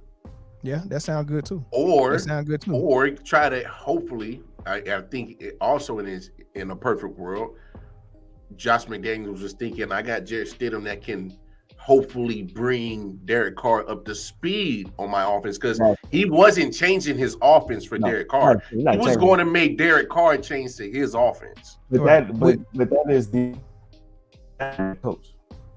Yeah. Look, I would believe what Corey just said if they didn't just bench him for no good reason. They just benched him for no good reason. Right. So if they didn't do that, then I probably would be like, oh, maybe he just bought a backup here that knew the offense. Wait, hold on. They did bench him for a good reason. They didn't want to pay him. Mm-hmm. That's not a good reason in my opinion. Not in the M. Now it's not in the MWL, but in the case of the Raiders in their pocketbooks, like, I'm not going to bench you for having what is considerably, especially for Carr, is a mediocre season. Bro, they told the man don't even show up to the facility. They literally told the man to go home. Yeah, but the season is mediocre because of McDaniels, not because of Carr. Yeah, he has the locker room. I mean, if he shows up, that's going. I mean, McDaniels with him gone has the locker room. With David Carr there, McDaniels ain't got that locker room. He ain't got that locker room because all the players was on Carr's side. Exactly, that's what I'm saying. And I guarantee. Look, this is a team who kept out. Hold on, Corey. This is a team that kept out a healthy Darren Waller. Remember we was having that conversation when you was like, I don't know what Waller's going. Well, I don't know why he ain't playing. I found out recently that he was healthy the whole time they had him out. Listen, you talking about Josh McDaniel. He is an excellent coordinator. He is not a good head coach. Yeah, and he trying to be like Belichick, man. Like whatever it is they bench Waller for, probably was some stupid. He probably showed up late to a meeting. Drafted Tim Tebow in the first round. Come on, man. Y'all want to know a fun fact though about the Raiders? Yeah. That at the stadium, the only 3 jerseys that are being sold half off are Derek Carr, Josh Jacobs, and Darren Waller. What that normally mean? They better go. I'm about to be gone. Here's the thing. Well, I know Jacobs gone because he's a free agent. Waller, they probably ain't gonna pay. Is he a free agent too? It's probably. I think he's a contract year. He'll look good over there in Green Bay. Okay, so check it out. Exactly. Did y'all see the interview that Jacobs had earlier, like a couple weeks ago? He hot. He's sick of that franchise, bro. They asked him, basically like, what's going on? How do you feel? And he was like, man, I'm tired of this shit. Mm-hmm. That's exactly what he said. He's like, I'm tired of this shit. It's me and some other guys in the locker room going every day, busting our ass, and we not getting the results that we deserve. He was like, I'm sick of this shit. They're not happy. You heard what What's said. You heard what Devontae Adams said, right? Yeah, he said, I came over here for Carr. I came here for one reason and one reason only. Mm-hmm. He said I wouldn't be a Raider if it wasn't for him. Yep. Yeah. So, I mean, hey, here's the thing, right? Is the Raiders gonna have to make a decision? Do you get rid of 4 of your best players in your organization, or do you get rid of this sorry ass dude that you never should have hired in the first place? They can't, bro. Here's the kicker that everybody's missing. They still owe the rest of that $100 million to John Gruden. They ain't got no money to fire Josh McDaniels, bro. You better figure out something.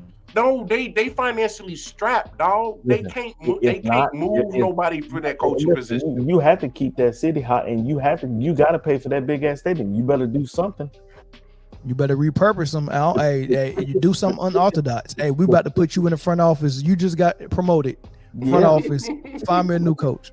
Mark Davis about to go to the. Get rid of your best players and start losing. Mark Davis about to go to the MGM and put half his fortune on red. I'm telling you, it's crazy, man. Hey, Bezos. Look, all I'm saying is they paying 2 head coaches right now, and one's in the building and one is sitting on the couch. About to be 3.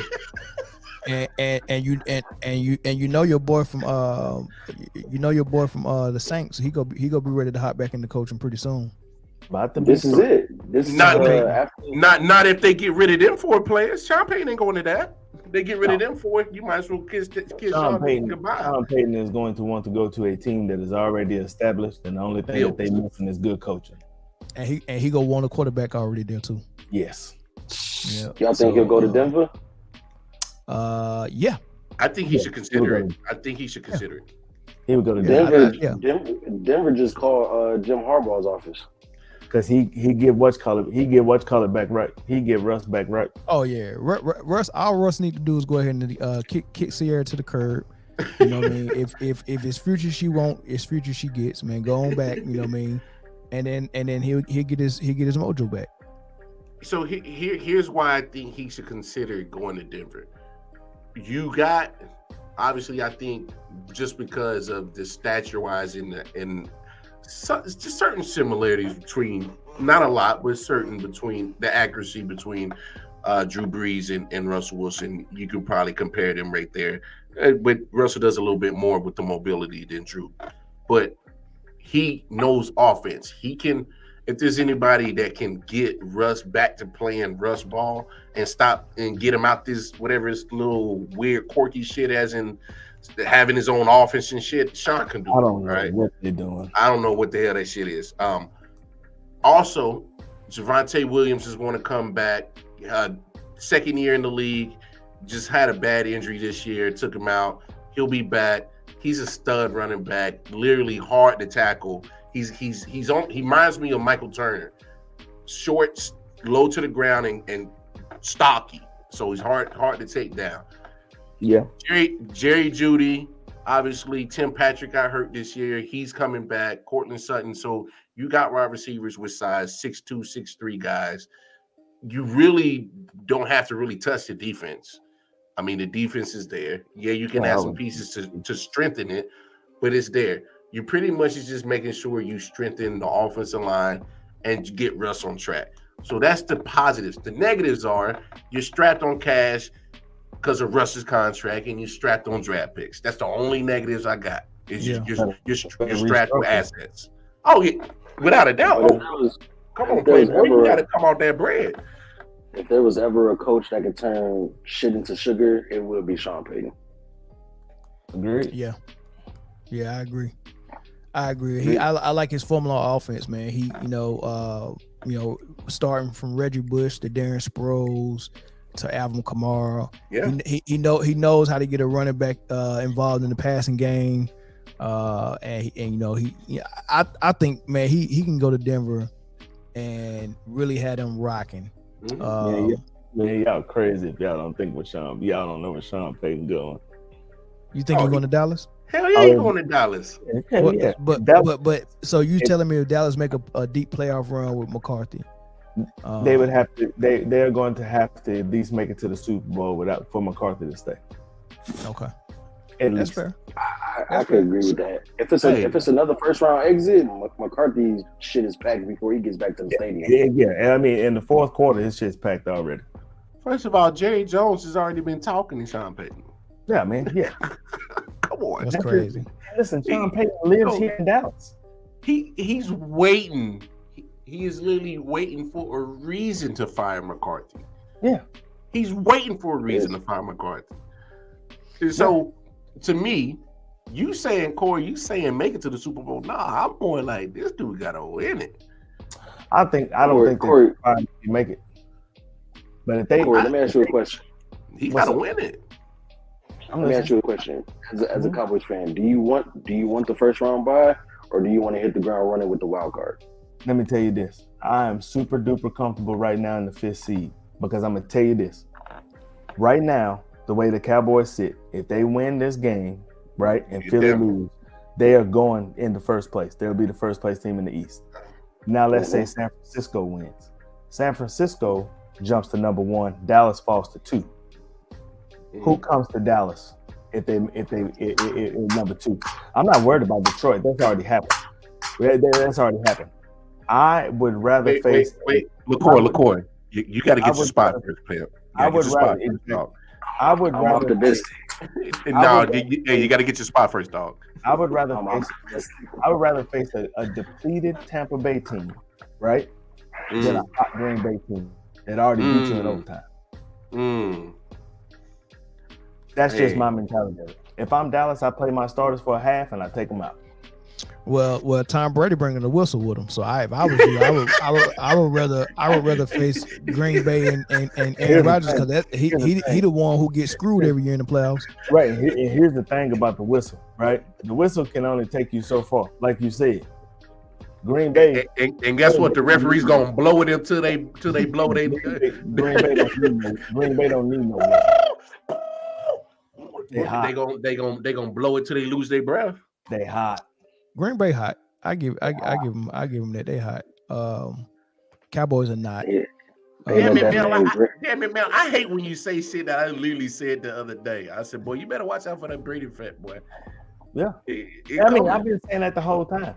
The NBA, the NFL is not gonna let Tom Brady go out without a bang. Right? They're not. Yeah, they're not gonna do it.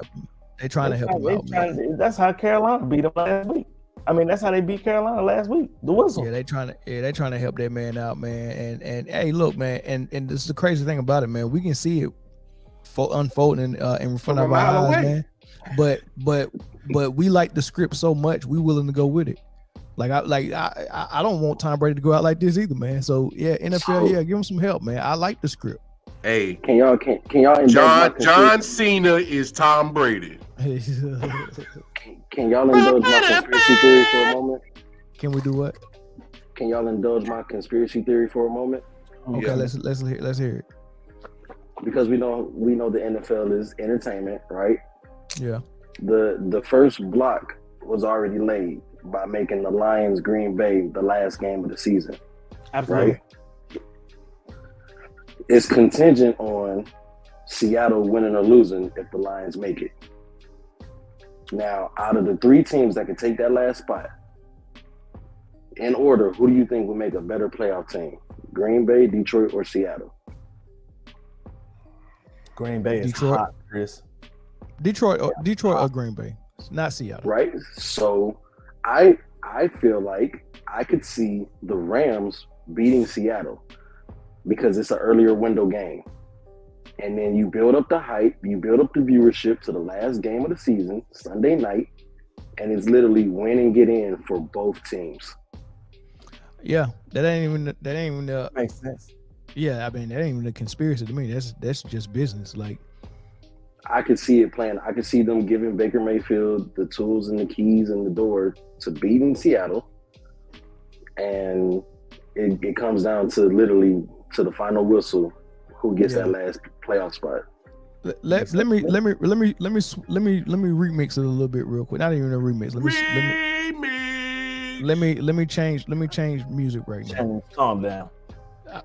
Just real quick. I don't want to stay on this long, but fantasy football, right? Oh my God! No. I'm not bragging. I'm not bragging. Be some bullshit. No. I'm not bragging. I'm not bragging. I'm asking y'all a question. You do know I'm in 2 championship games right now, right? See. No, listen. Let me finish. Okay. So remember, I showed you I was waiting on this Bengals Buffalo game to figure out who go win it. Remember, I showed you that, right? Right. I got Joe Burrow in one league, and he needs to score me 20 points in order for me to win.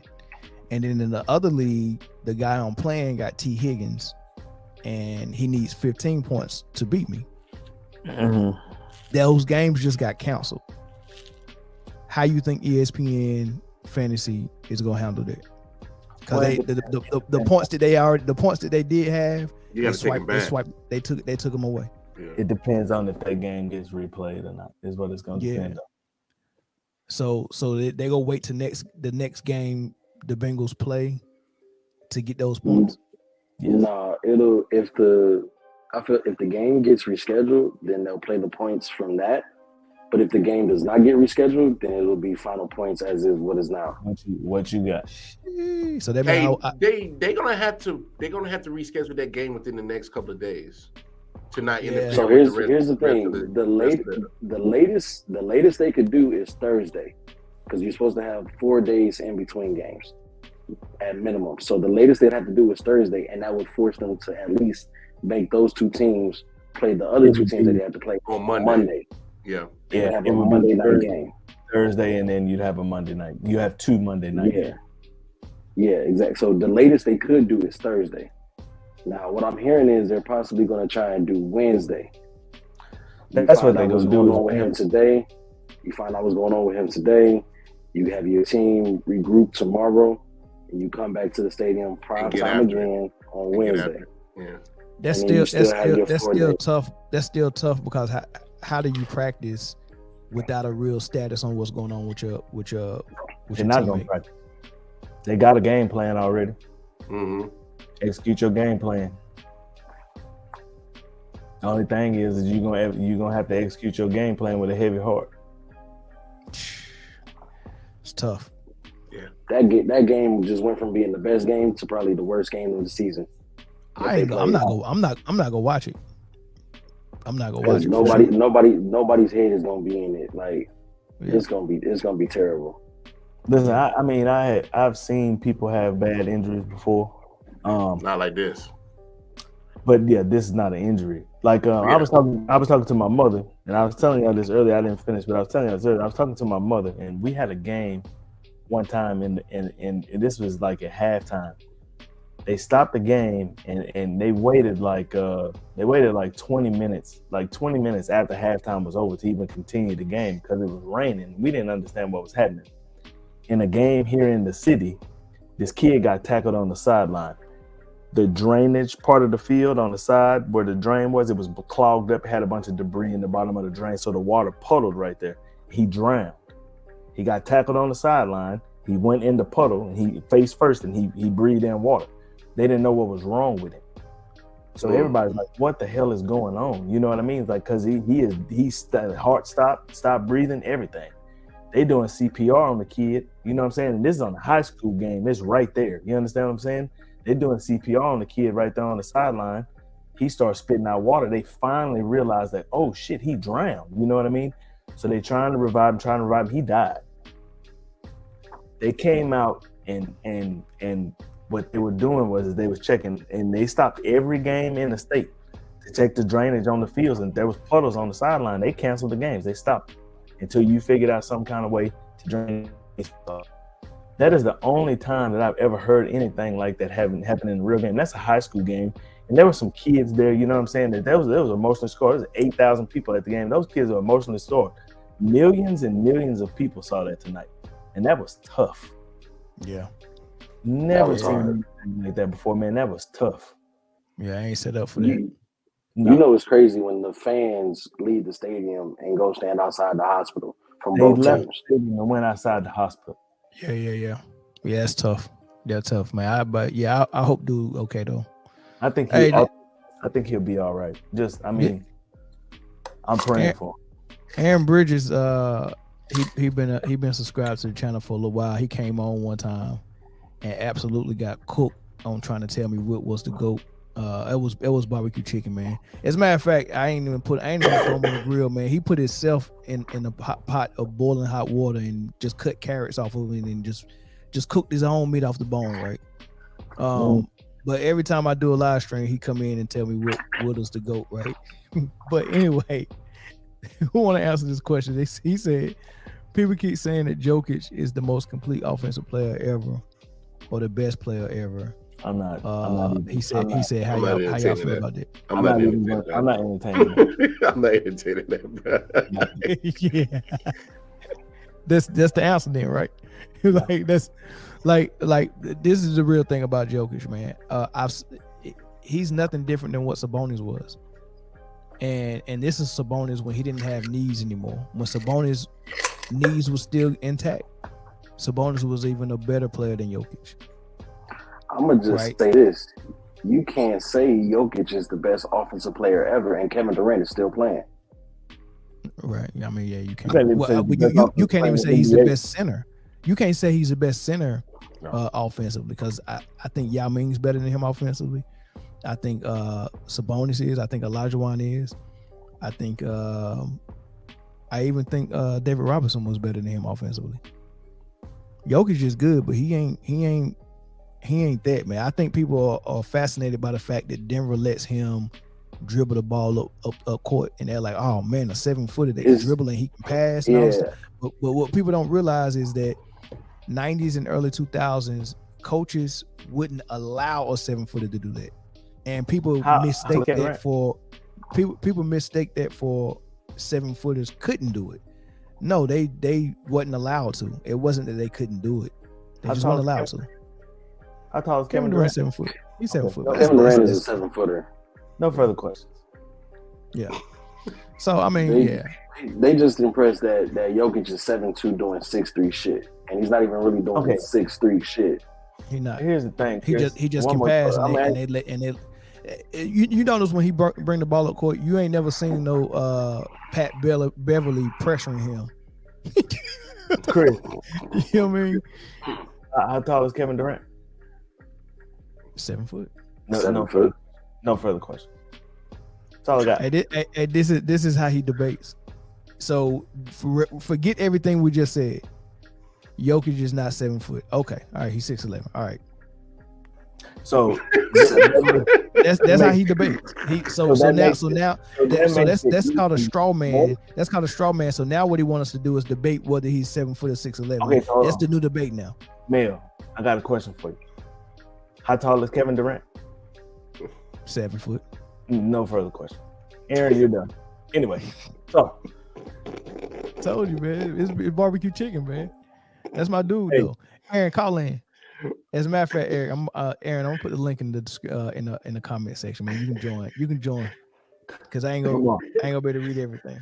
Lamar. Yeah. How tall is Kevin Durant? Hey man, KD 7 foot, dog. We're done with that. Hey, you rest your case. I'm done. Straight barbecue chicken, man. Defense first, y'all.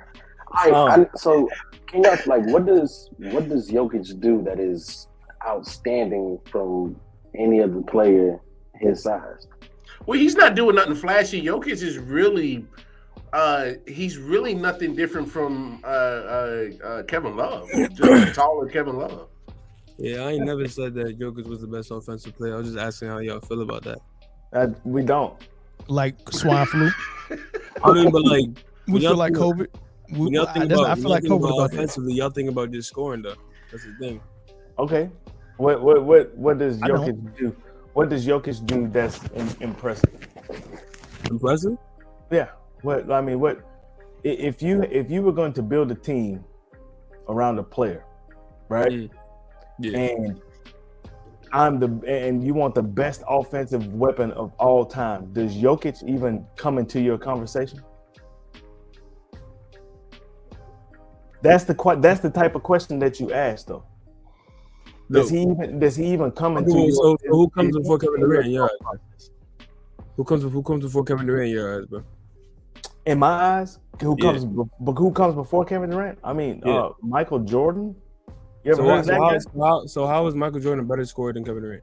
How is he a better scorer? For one, Michael Jordan had an excellent mid-range game, supreme mid-range game. Kevin Durant has a good mid-range game too, but Michael Jordan has an outstanding mid-range game. Outstanding, and 7 foot tall. And as he became older, right? He developed the three. He just developed a skill set that he can hit a mid-range, outside shot, right?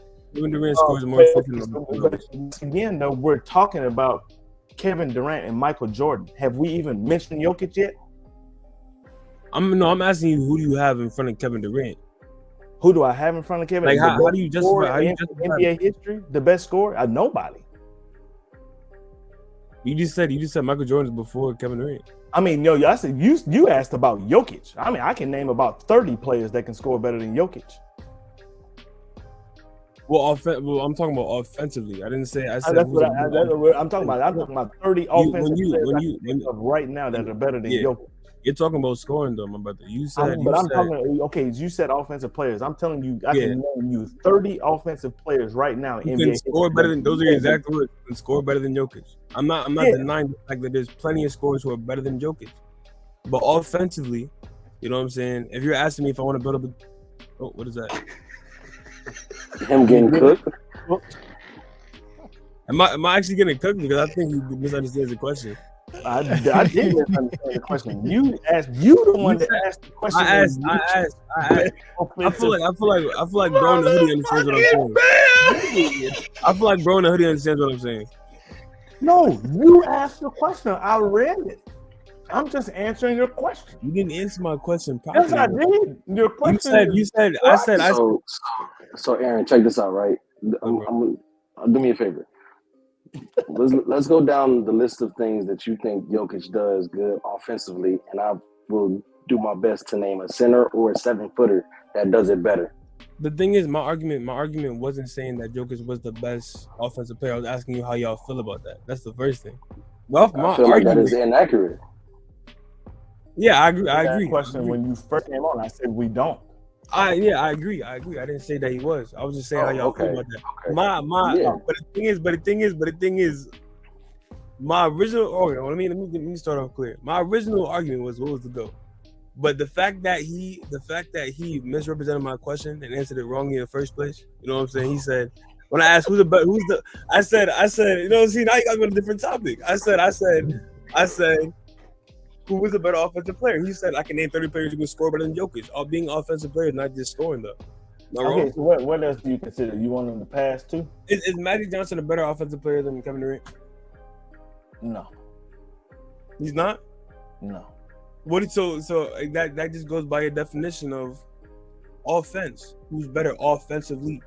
So let me ask you this. Who creates more opportunities for the teammates, Magic or KD? Oh, KD for sure. Are you KD? Who creates more opportunities for their teammates? Who carves out more opportunities for their teammates? Magic and KD? Yeah, he's a 7-footer that can dribble like a 6'9" point guard does not create more opportunities. Everybody when he shoots, that's an easy shot. For his teammates, my brother. So listen, so creating is more than just being able to pass and let your teammate make the bucket. You have to be able to have somebody's defense solely centered on you. Yo. Hold on. Pause. Hey, yo. Pause. Why boys gotta have a booty too? Why that bro got tooted in booty? Hey, tooted in booty. Tooted in booty. They got that shit on his computer, bro. Hey man, you cooking yourself, man. I feel like you guys are misunderstanding the question. Hey, put the ball tooted in booty back on, dog. What did I say? What did I say that was wrong? Tooted in booty. Tooted in booty. I'm so confused right now. No, go ahead, Aaron. Go ahead, Aaron. So let me see. We're not gonna steal over the fact that you had that sus ass picture up, bro. What is that, bro? Don't be teasing, bro. Like you didn't just show that picture, bro. Now you caught, bro. Aaron, let me see if I can clean it up for you, right? So what you saying? So I kind of understand what you're saying. You're saying offense is more than just about putting the ball in the hole, and I agree with you. But hey, Aaron, when you getting cooked, do you toot it and boot it like that? but look, Aaron, you have to admit the most important and the hardest skill on offense is putting the ball in the hole, because the whole purpose of offense is to score 1, 2, or 3 points, right? Kevin Durant is the best between the two, him and Magic Johnson, at doing that. Yeah, Magic Johnson is good at finding a player like Kevin Durant on the pass, and they completing the basket. So who makes who makes? For me, I value the guy who can score the 2 points more than the guy who can find the guy to score the 2 points. They're both very important, but scoring it is actually more important. And let me piggyback off of that. Right? Let me piggyback off of that. With a person like Kevin Durant, even if the pass don't come to him, right? Or if something happens to where he has to create his own shot, he has no problem doing that either. None whatsoever. Does Magic? Magic was not a very good shot creator. Did Magic not shoot 50%, more than 50% for his entire career? That's fantastic. Did Magic Johnson cook like Kevin Durant? Where did all those shot attempts come from? Fast break. 15 game putbacks, hook shots. You know what I'm saying? Everything. The thing is, I'm just trying to. High percentage shots. Everything right around the rim, right? I'm not saying that Kevin Durant is not a bucket getter, or he's not a better bucket than Magic Johnson. I'm just saying that to overvalue putting the ball in the basket yourself over creating shots, finding open man, you know what I'm saying? Like carving out. Let me put it to you like this. You only get the assist if the ball goes in the bucket. Exactly. That's why I started getting assists. Because you have to rely so heavily. You have to rely so heavily on your IQ and on your other opponents. No, that's not necessarily. I could pass a ball in a terrible situation and my receiver hits the shot. I still get the assist. Yeah. I could throw a bounce pass through 3 people's legs in traffic and my guy still hits the shot. I still get the assist. What about Larry Bird? There's no IQ involved in that. What about Larry Bird? The scoring is more important. Booted. Hey, man, the one with them carrots got me, man. Yeah, so the disconnect for us, Aaron, is that you're valuing everything. You're valuing the value in the assist over the scored basket. No, I'm valuing everything the same. Hey, you can't value everything the same. Look, if that be the case, right? Hold on, bro. If that be the case, who do you think is a better offensive player, Larry Bird or Kevin Durant? Hold on, Aaron. Let me tell you. That's a debate. That's a really good debate. If we're going by your criteria, then John Stockton is the best offensive player ever. I disagree with that too. Why? Well, I'm going by your criteria. Throw the picture up, man. That's a good point. But I feel like he's underrated as an offensive player. I feel like people don't come on his offense a lot. When mentioning some of the greatest offensive players to ever touch the court, they don't mention John Stockton at all. Am I wrong? They don't mention Jokic either. I never said that Jokic was the best offensive player. Bring that back up, Mel. What he said. He was asking he was posing a debate question. He didn't say he said it. He was saying people say that, and he just wanted to know what we thought about it. His position. So this is Aaron's position. Instead of you taking this heat, why don't you get those people on here that you're talking about and bring them on? No, he on a totally different topic. He's on the fact that he don't think Kevin Durant. Original statement. His original statement is Magic Johnson is a better offensive player than Kevin Durant. That's what we're talking about. One that was up there before he. I said Izzy. Nah, that's not his position. He just threw it out there for conversation. Every quote-unquote conversation that we've had has been questions. My only statement that I ever made was that what was the GOAT. Every question that I've had. Why is Wilt the GOAT? Why is Wilt the GOAT? Yeah. You gotta go back and listen to the episode, man. He cooked like hot clams that night too. So. Was I on that episode? I think I was on that episode. You was. Yeah. I'll give 4 reasons why it was good. Right? He played the most games against the most Hall of Fame centers ever. More than Kareem, he played the most Hall of Fame centers. You know what I'm saying? So like, Kareem played against Hakeem, David Robinson, all of those, whatever. You know what I'm saying? He played against. Shaq. I don't think he played against Shaq. He didn't play against Shaq. Kareem didn't see Shaq. Oh, you said Kareem? Oh, I thought he. Oh, my bad. I'm sorry. No, he talking about Wilt. Hakeem, but no. Kareem, you know what I'm saying? Over a 20-year career, he played against plenty of Hall of Fame centers. You know what I'm saying? Okay. But he still, even though Wilt played a 13-year career, he still didn't touch Wilt's total Hall of Fame competition. Kareem played against 7 foot, and exactly, bro. That's what I said. That was my face when I first heard that. Then I looked into it. Mind you, all these people were measured barefoot in the 60s, right? So he played against 7'2" Artis Gilmore, who we listed around 7'3", 7'4" today. He played up against Kareem Abdul-Jabbar himself. He played 144 games against Bill Russell in 11 years.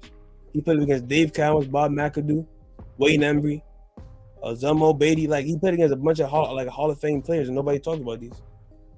You know what I'm saying? He also played a bunch of part-time accountants. That's actually false, though.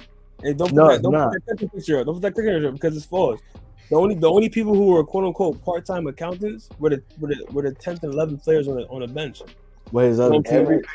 Every picture I've seen of Wilt was him standing around 9 mid-sized white people. Mid-size. How tall is mid-size? Listen, bro. Guess what? The average height of the NBA back then was 6'6". They shot today. Free throws underhand, my boy. That was in the 50s. Yeah, like the amount of ignorance, right, that people have towards like the past NBA is the driving force behind like why people think Will's not the GOAT. Like no offense to you, my brother, but you ignorant. You know what I'm saying? You just said a false statement. And Rick Barry shot underhand free throws, and he's one of the leaders of underhand. That's not a false statement. That's true as shit. Is that bad though? Is that bad to shoot free throws underhand? I mean, we're talking about. Listen, man. You're talking about a guy. Can you shoot a free throw? That played against people that you were make a layup shorter than him. Can you catch a ball? Can who catch a ball? Can you catch a ball? Yeah, I can catch a ball. I can throw the shit out of one too. You be throwing it. Corey's an athlete. Bro be throwing. Wrong guy to ask that question to, bro. But go ahead. Wrong guy. I'm gonna go ahead. So you're wrong, right? Not everybody's shot in the head. Fuck out of here, man. If anything, Kareem is more the GOAT than Wilt. For real. You can't. But how do you prove that? Based off of MVPs and championships. Well, first time. Well, you can't prove none of it unless you have a criteria. So what is your criteria for the GOAT? I think I feel like it's a general picture. I feel like you can't just go off for like one thing. You know what I'm saying? Like that don't make sense. But that way you can't compare players if you don't have a criteria. All right, so why is Michael Jordan better than? What's your criteria for Michael Jordan over Kareem? Well, we'll be here a long time, and the deuces on the panel getting tired of me telling them what my criteria is.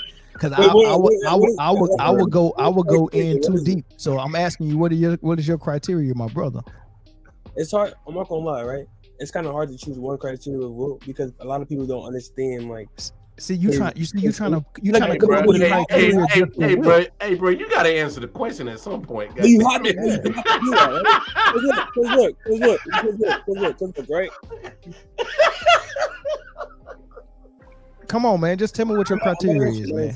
Because if you say championships, you'd be like, oh, he didn't win enough, right? But there's context behind that. If you say it's competition, you'd be like, you'd be like, oh, he played against small white people. But that's not true. If you say, oh, his records, he played against Aaron, I'm trying to give you the floor so we can listen to your criteria. Don't worry about what we gonna respond with or none of that. Just give me what your criteria is. I'm gonna say his records then. Oh, just the records. You just said one criteria. You said just the records. Like I'm clarifying. So your criteria is the record books. You want me to say everything that makes him the GOAT for me? Yeah, I want a criteria so we can apply it across the board. That's exactly I'm gonna say his records. I'm gonna say his competition, and I'm gonna say how he changed the game. I feel like that to me is the proper GOAT criteria. Okay. All right. I mean, I'm not mad at that. So you go to the record book. So when you say records, you mean whoever has the most stats?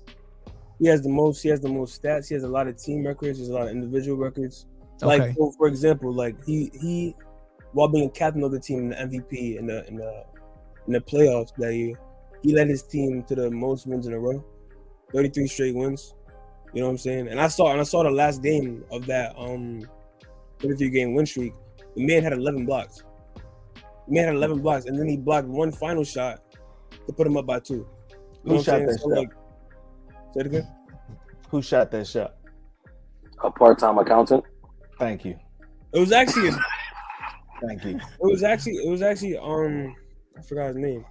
A part-time. So I'm just trying to get this straight. So the records, Wilt holds the most records. So boom, that's a check for him. You said the competition, whoever had the hardest competition. At his respective position, he did have the most Hall of Fame competition. So all I got to do is play against the competition. I don't have to dominate them and win. What do you mean by that? Like championships? Like let's say me and you play point guard. Okay. And I played for North Carolina from 90 to 94, and you played for North Carolina from 95 to 99. So we both got we both got a 4-year span at North Carolina, right? And then we say, well, the competition was better when you played. However, you didn't win no chips, and the competition was less when I played, and I won all 4 years. Which one are you going to value? The one with the most competition, or the one who actually got the job done? So I'm gonna answer that question. So if you put in that perspective, how much do you value George Mikan's 5 championships? You don't. Well, hold on. Before we get there, so with Wilt, you saying he had the most competition, and someone at his same position, Kareem, he didn't have slouch competition, right? But you saying Wilt's was better. Well, Kareem got 6 rings out of his. Wilt got what, 2 or 1? 1. He got 2. Oh, no. He got 2? He got 2? I only know about 1. Yeah, he got 2. Did he get a bubble ring too? So does, I mean, what does it equate to having more competition? Like, what is that telling me?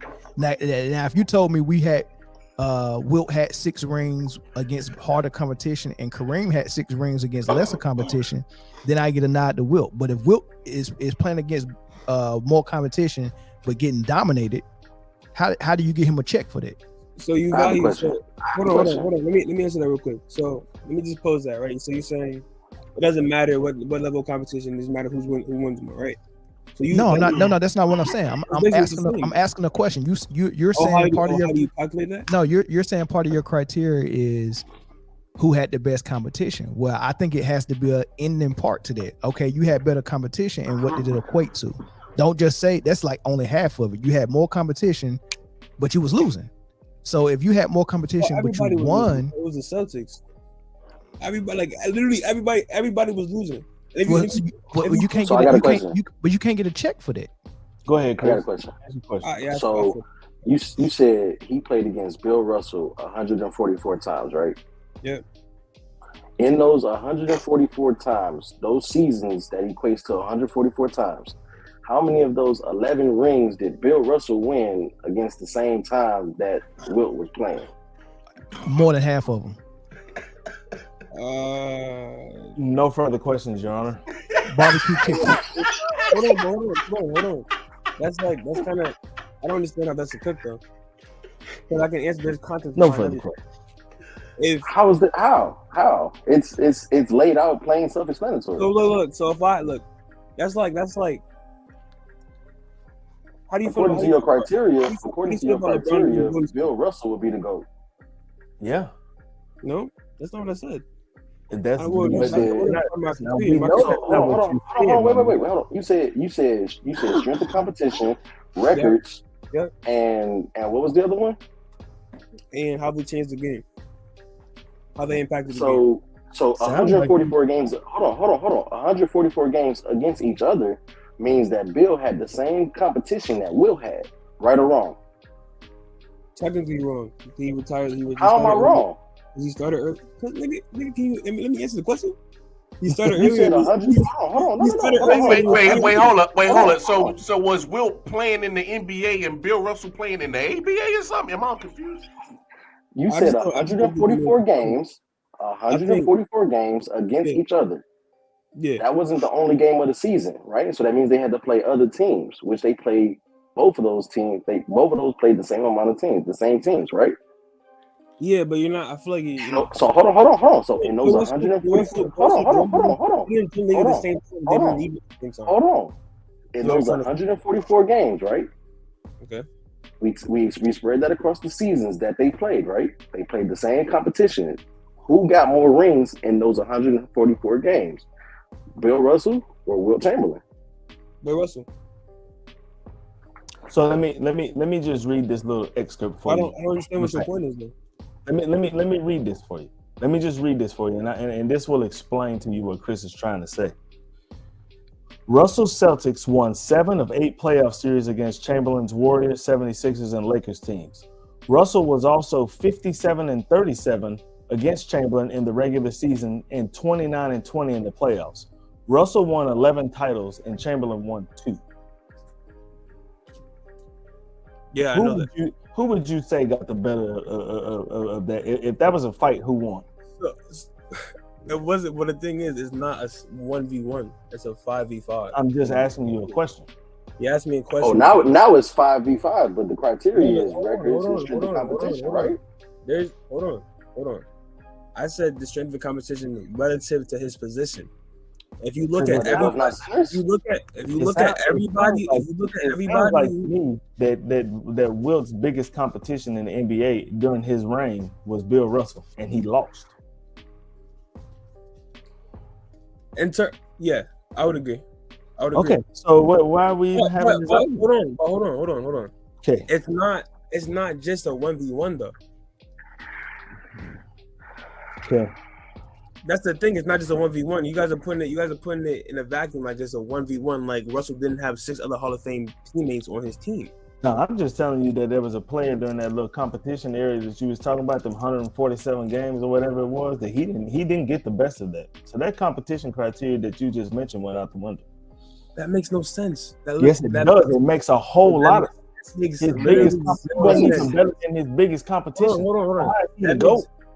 So look, Shaq won championships against Rick. Shaq won playoff series against Rick Smits. Who'd he beat to get the Rick Smits?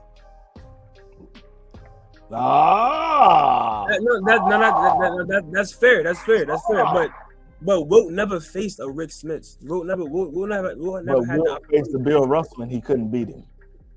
Exactly. You think if Shaq faced a team relative to the Celtics every year, you think he would win 5 chips?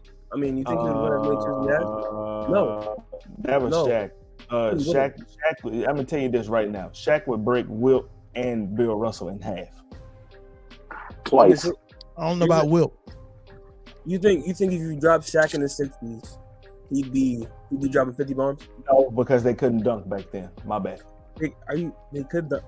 I don't know. I don't know if you're trolling. I don't know if you're trolling if you just don't know basketball. I don't know if you're trolling if you just don't know basketball, bro. I'm trolling the shit out of you because you. I mean, come on, man. Like you keep bringing up this whole competition thing, and there's competition. I'm saying the strength of his competition. He had but the strength of his competition got the better of him. That's what I'm saying. The biggest strength. No, Russell got the better of him. The one point, one of your biggest key components to being the GOAT, right? Is competition, the strength of competition that they played, and the strength of the competition that he played got the best of him. So how is that? What do you? I don't even understand what you're saying now. I know you don't understand what I'm saying. If you're going by the criteria that you yourself have named to be your key components to the GOAT, then Bill Russell is the GOAT. You would have a better argument with Bill Russell being the GOAT than you're having right now with Wilt Chamberlain. Wow, because I also had the record. It's simple math. Because he won more championships? It's literally simple math. Because his team's won more games. You said they played 144 games. Hold on. You said 144 games, right? Yeah. And they were both centers, correct? So 9 times out of 10, they were matching up with each other, right? Say something wrong for my fault. Say it one more time. I wasn't paying attention. What was that? They were both centers, correct? Yeah. So 9 times out of 10, they were matching up with each other all 144 games, right? Yeah. Out of these 144 games, Russell had the better record against Wilt Chamberlain. He also has the more championships than Wilt Chamberlain in this head-to-head competition. When you said yourself the criteria for the GOAT is strength of competition, and Russell is the competition, probably the strongest competition. His team was definitely the strongest competition in terms of individual talent. I'm not sure Bill Russell was the strongest matchup he ever faced against. And those are Wilt Chamberlain's words. Those are Wilt Chamberlain's words. But I do understand that Bill Russell's team won more championships. But how does that take away from how Wilt contributed to those teams? You know who Wilt had on his teams compared to Russell? Part-time accountants, but you don't want to believe that. You can't prove that. Prove it right now. Literally prove it right now. I beg you to prove it right now. This is not from 1959 to 1973. I dare you to prove it right now, please. He dared you. The average height is the same across the board. What was the years? 1959 to 1973. Let's see here.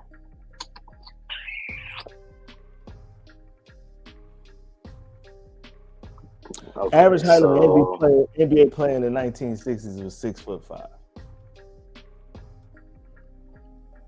They were measured with those shoes. They're measured with those shoes. That's your defense. I mean, it's a fact. They have on shoes. Players today are measured with shoes. So yeah, it's a fact. Okay. So let's say it's 6'6". Because your soul give you. So it's the same. What is your point? You said nothing. You said nothing. You made no point. No, you said nothing. No, you said nothing. Your whole argument has been flawed and debunked and everything. No, it hasn't. It's just no, it hasn't. It's just no offense. It's just your ignorance. You're going by your criteria that you laid out. Look! Your man's is still struggling to find. Your man's is still struggling to find the article, the information that's proven. No, I'm not struggling. I'm trying to just figure out who the fuck these people are. Exactly. So ignorance is the key, the biggest factor in this conversation. Bro, there's only like 6 names on here of people that I know, bro. Exactly. That proves nothing. Just the fact that you don't know what you're talking about. No offense. That just proves you don't know what I'm talking about. You don't know names. Okay. Aaron. So you don't know what you're talking about. Aaron. Okay. You just asked me to go look up who is before you start talking about. Before you start, hold on. Yeah, I'm not. Look. I'm not coming at you. I'm just saying like that's the. Hold on, bro. Hold on. I'm talking to. I can read the list and you can tell me personally how many of these motherfuckers you know. I probably don't know a lot of them. I'm not gonna lie to you. Yeah, I know you don't. I know more than 6. I know more than 6. They were better accountants than they were basketball players. What happened? They were better accountants than they were basketball players. That's why you don't know them. And you're a better streamer than you are a passer. I'm really not. I'm not. Oh, shit. But it's okay. You can take personal shots. That's fine. You can take personal shots. That's cool. I don't mind that. But here's the thing, right? You have come on here today and you have said, one, that the GOAT is Wilt Chamberlain. And then you talked yourself right out of it by giving your criteria. And then we bring a dude that did it better than he did during the same time period, and you still sitting here arguing. Who won more than he did with a team that was stacked more than he had. Head to head and whooped his ass. He faced the head to head and he got out rebounded and outscored. He got out rebounded and outscored. That's what I said. He got out assisted. Let's do this. Right? Let's do this. I'm gonna try and see something. Who won? Whose team won? Bill Russell's team won. Whose team? All right. So look, wasn't that part of your criteria? The accolades, the team accolades. Wasn't that number 2? Records. But you said the team accolades. We can rewind it. He said records. He said records. Personal accolades. He said he said records. He said competition at his position. And he said, what was the third one, Aaron? How they impacted the game. And how they impacted the game. Oh, okay. So what's the biggest way you can impact the game? Literally changing the court, the way the game is played. Literally changing the way the game is played. No ducking from the foul line, widening the key. What do you mean? No lobbing over the backboard. So you're saying that also innovative as Wilt Chamberlain did that. Yes. It's a lot of players who change things about the game, and that's part of Aaron's criteria, but I don't think that criteria is important enough to be part of the GOAT criteria. No. I mean, because Allen Iverson came in doing a crossover that they had to make a rule to ban his crossover. That changed the game. Shaquille O'Neal was the reason the defensive 3 and the key started. They started playing the zone when Michael Jordan was playing. Like it's a lot of things that changed about the game for certain players. I'm not gonna lie. But that's not a good GOAT criteria. I'm not gonna. All right, That's fair. But besides how he changed the shape of the court itself, he also innovated the center position. What you know what I'm saying? I agree. He did, but I just don't think. I don't think he's a good goal. Did he not invent almost every post move you see today? Hold on. Mel, I got him. Go ahead. Wilt Chamberlain played with 12 eventual Hall of Famers. And how many did Bill Russell? Oh my God. Bill Russell. Hold on. Bill Russell played with 12 eventual Hall of Famers. And guess what? And don't put that cooking emoji up yet. How many did Bill Russell play at the same time in his career? Exactly. But Wilt Chamberlain had Hall of Fame level players either in the or in the latter part of their career. Spread apart 13 years. Hold tight. Wilt Chamberlain had 8 coaches over a 13-year career. Bill Russell had 1. Hold on, check it out. Wilt Chamberlain also only had to play a total of, in his entire career, a total of 8 to 17 total teams. Okay, that's an even bigger thing. Imagine. Hold on. Let me explain that. Oh man. If you shrunk the league down to hold on, bro. Absolutely. Hold on. If you just said on the bottom, Wilt was the GOAT at bagging broads. If you shrunk the league down, come on in here, Slim. If you shrunk the league down, right, and had 17 teams for the league's best players, would the competition be more dense or less dense? They didn't have the same caliber of players that they have. I'm not saying look, on average, I agree with you. But the Hall of Fame players back then could definitely play in the league now. All right, on average, I agree that the average player is better than the average player back then. If you could jump over a phone book and score 5,000 points in your career back then, you made it to the Hall of Fame. What is Jokic doing? He's the MVP two times in a row and he can barely jump. So what's your point? And he shouldn't have got those MVPs. Yeah, but he did. Talk about it. Yeah, but he did though. And he's dropping 30 points a game. So what's your point? And he's averaging 13 rebounds. So what's your point? I'm still trying to figure out your point with this whole thing about Wilt being the GOAT, and we have just showed you time and time again. You haven't though. I'm just in your eyes. Shredded. Hold on. You've been. Look. Hold on, look. So at first, he's showing what he's been doing this whole conversation. He's been doing. This is what happened. He tried to look for the average. What's it called? He tried to look for the average. He tried to look to see if there was more like a lot of milkmen and like accountants back then. He couldn't find it. You know what he found? What? Oh, Wilt Chamberlain had the same amount of Hall of Fame teammates.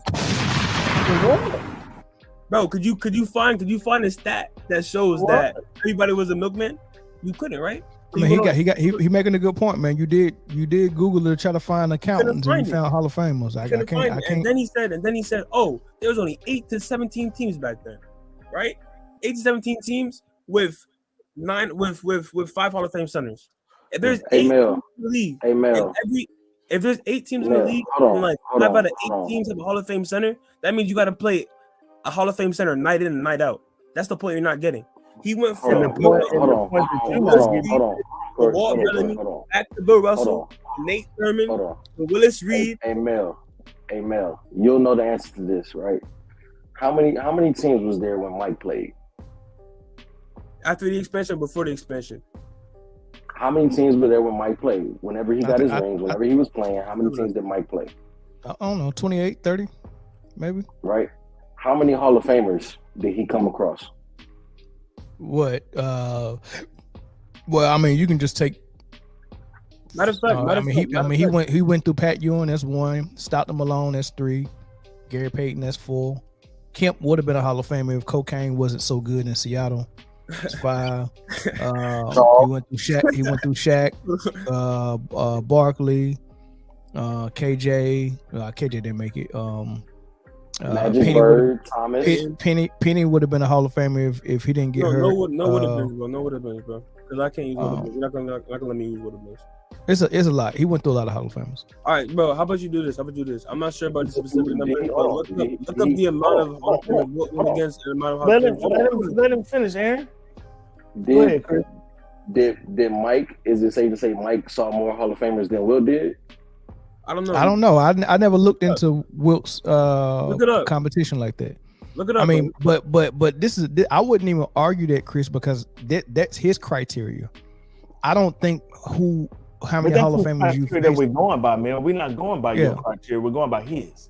Yeah, and that's why I'm not arguing it, because I don't think that's a good criteria. Like I'm not going to measure. We're just blowing that criteria up. We're just showing how that is not legit criteria. You have it though. On two different occasions.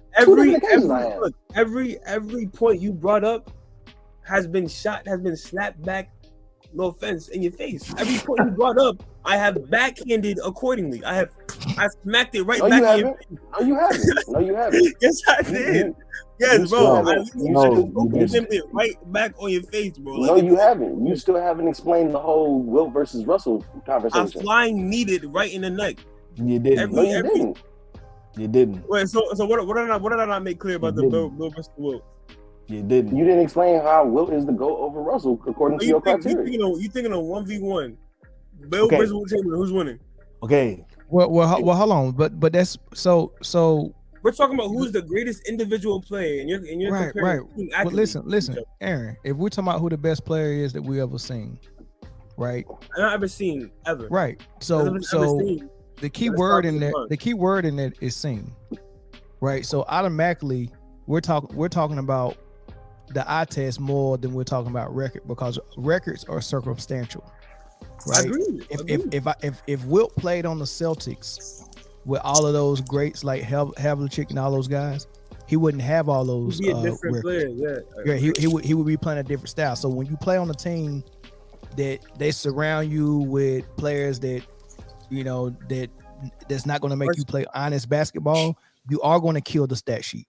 Because he has to. But no, not because he has to, because he wants to. Because he just like Luka is doing now. You don't have to play like that. You can still play team basketball even if you don't have superstar talent. Which you can play. The San Antonio Spurs do it every year. It don't matter who is on their roster. They're playing the same Popovich style offense. So I don't use an excuse like, oh man, he's playing this basketball that's giving him 50, 60, and 70 points a game when it's not equating to you winning.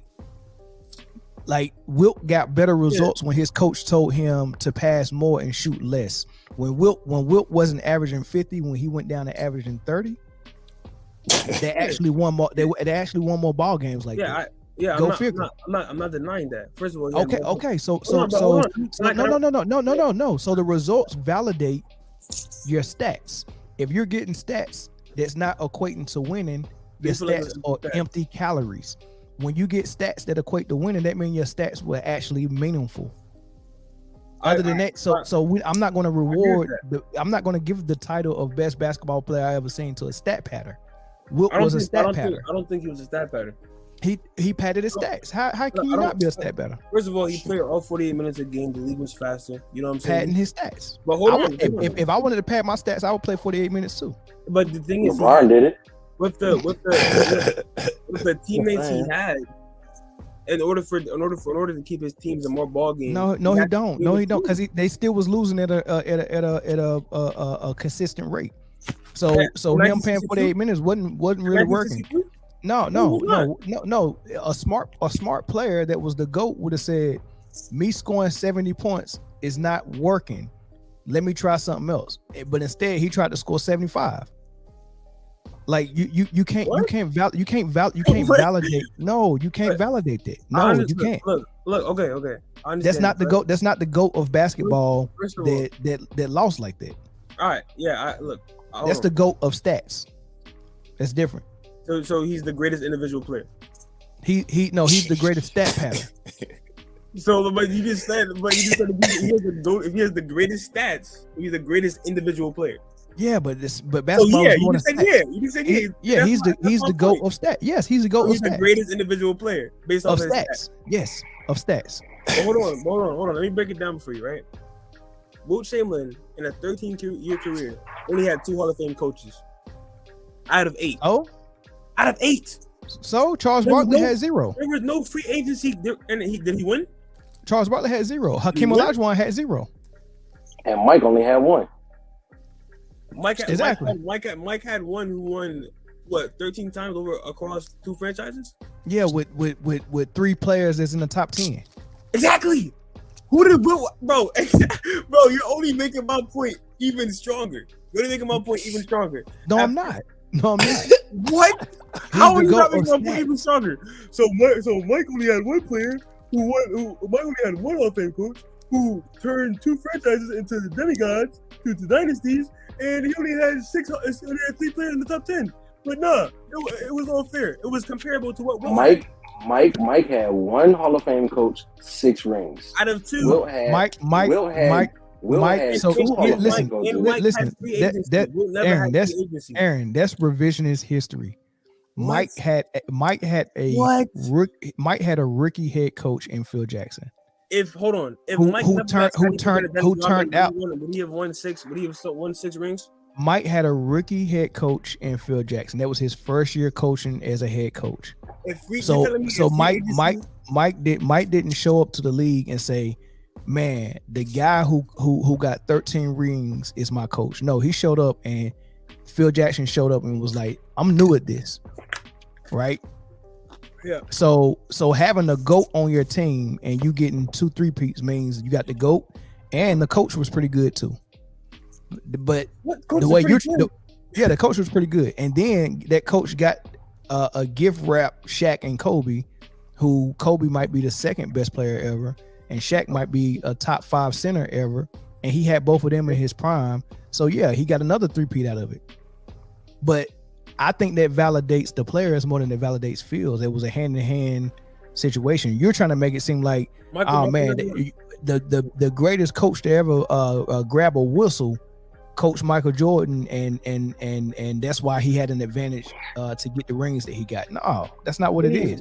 Wilt could have got a rookie head coach and turned him into Phil if he was that good. Well, you think Michael Jordan turned Phil Jackson into Phil Jackson? Mike did have the best coach ever at that time. He had Dean Smith in college.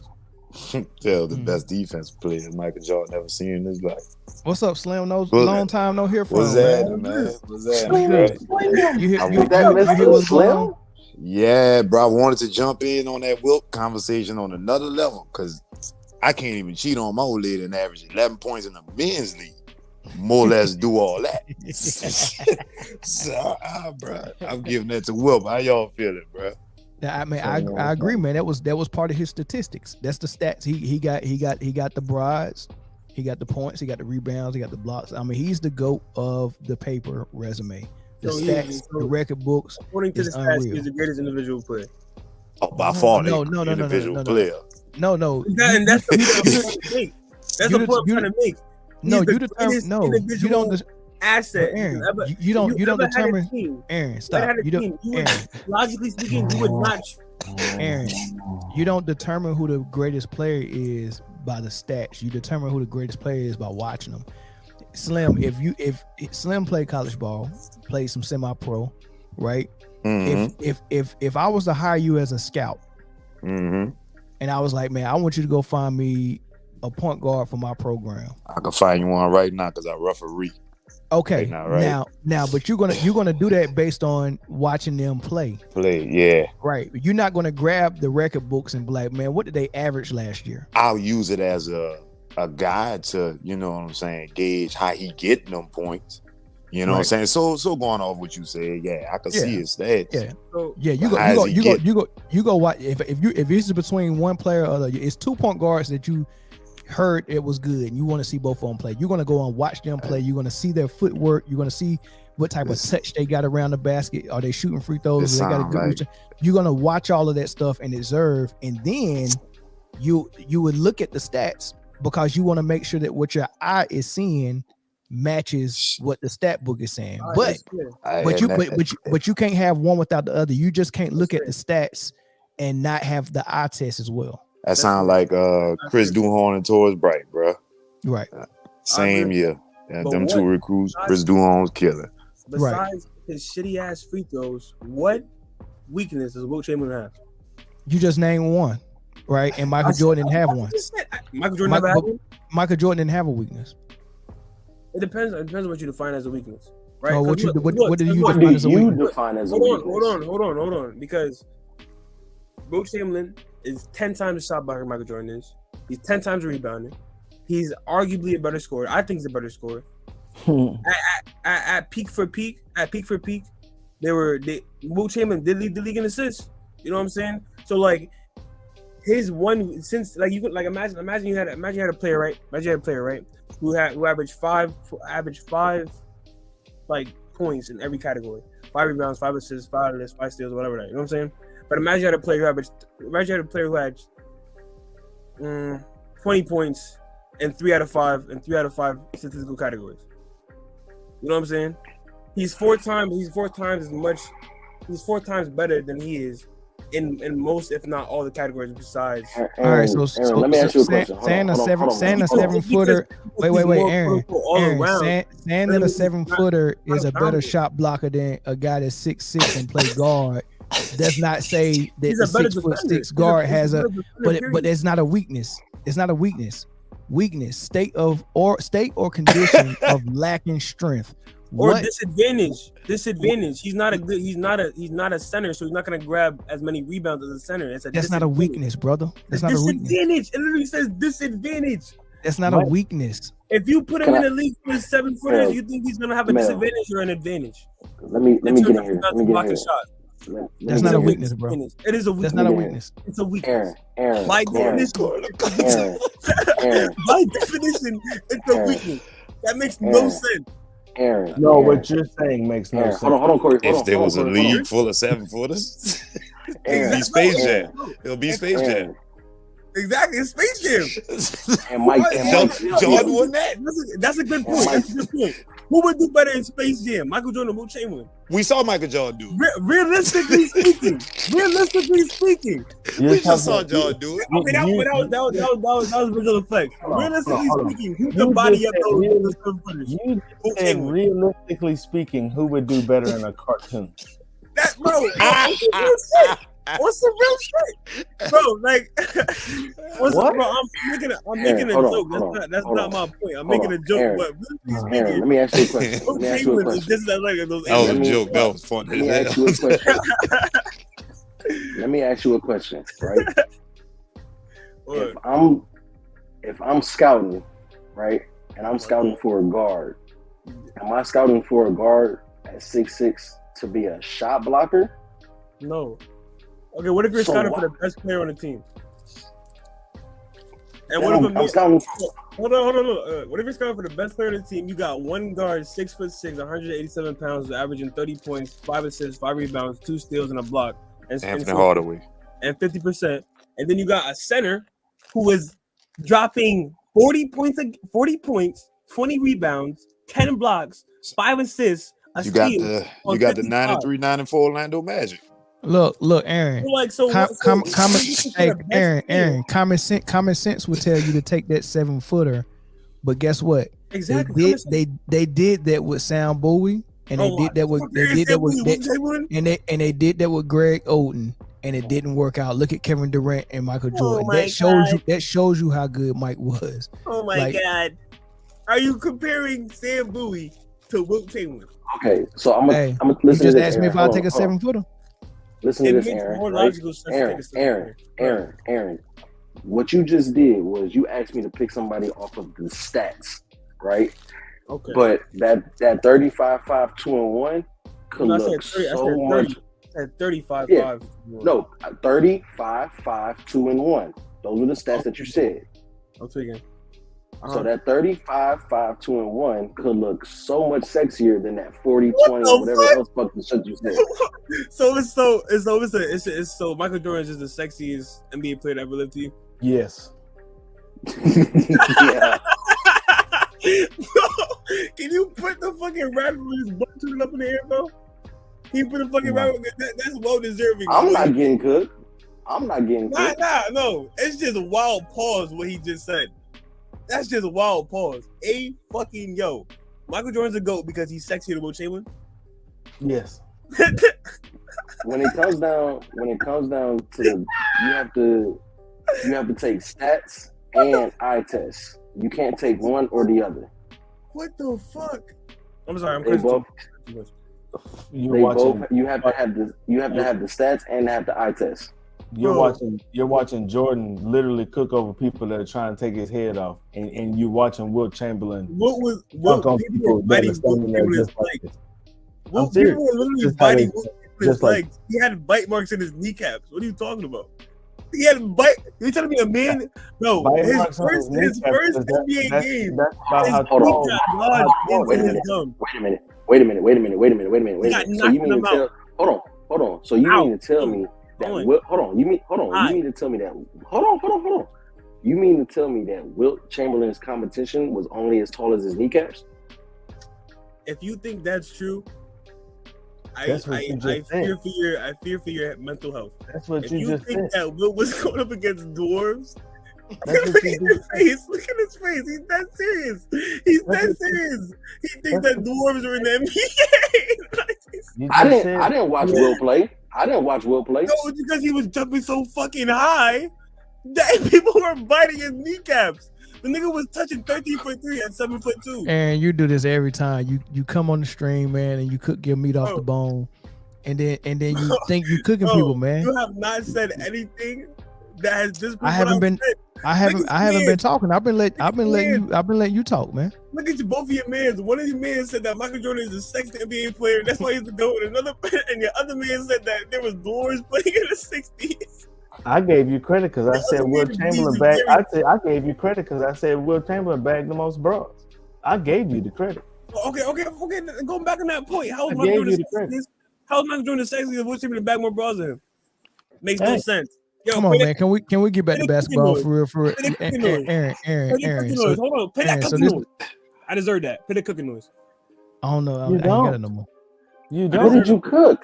What did you cook? You heard. Listen. You out here cooking like middle-aged. You out here cooking like middle-aged white women on TikTok. Not cooking shit. That was not funny. Look, hey, Wilt was a great player.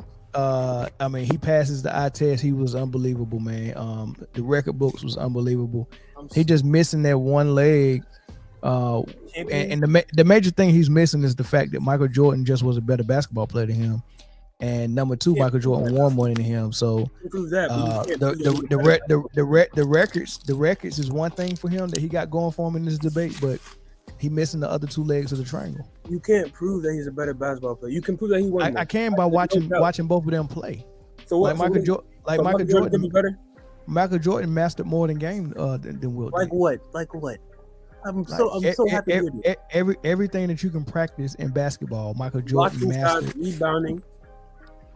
Michael Jordan mastered more of the game than Wilt. Everything that you can practice in basketball, Michael Jordan almost got to perfection. Wilt didn't. So he had more moves than Wilt Chamberlain. That's what you're saying. Everything that you can practice in basketball, Michael Jordan perfected.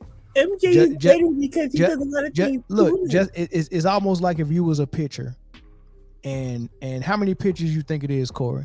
Is it what over 10, 15 pitches, different pitches? It's at least 15 pitches that I can name off the top of my head. Yeah, you can. There's something, and then people got their own pitches that they throw. Okay, so and Corey, me and you are pitchers.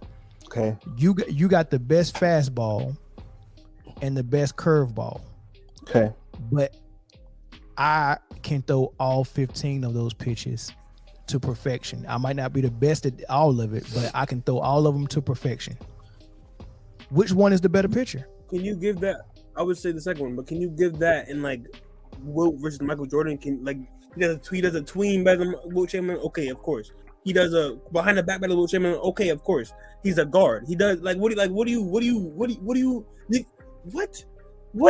is it that you want? What more can Wilt Chamberlain do besides win that you want from an individual player? Master more of the game. What is he not?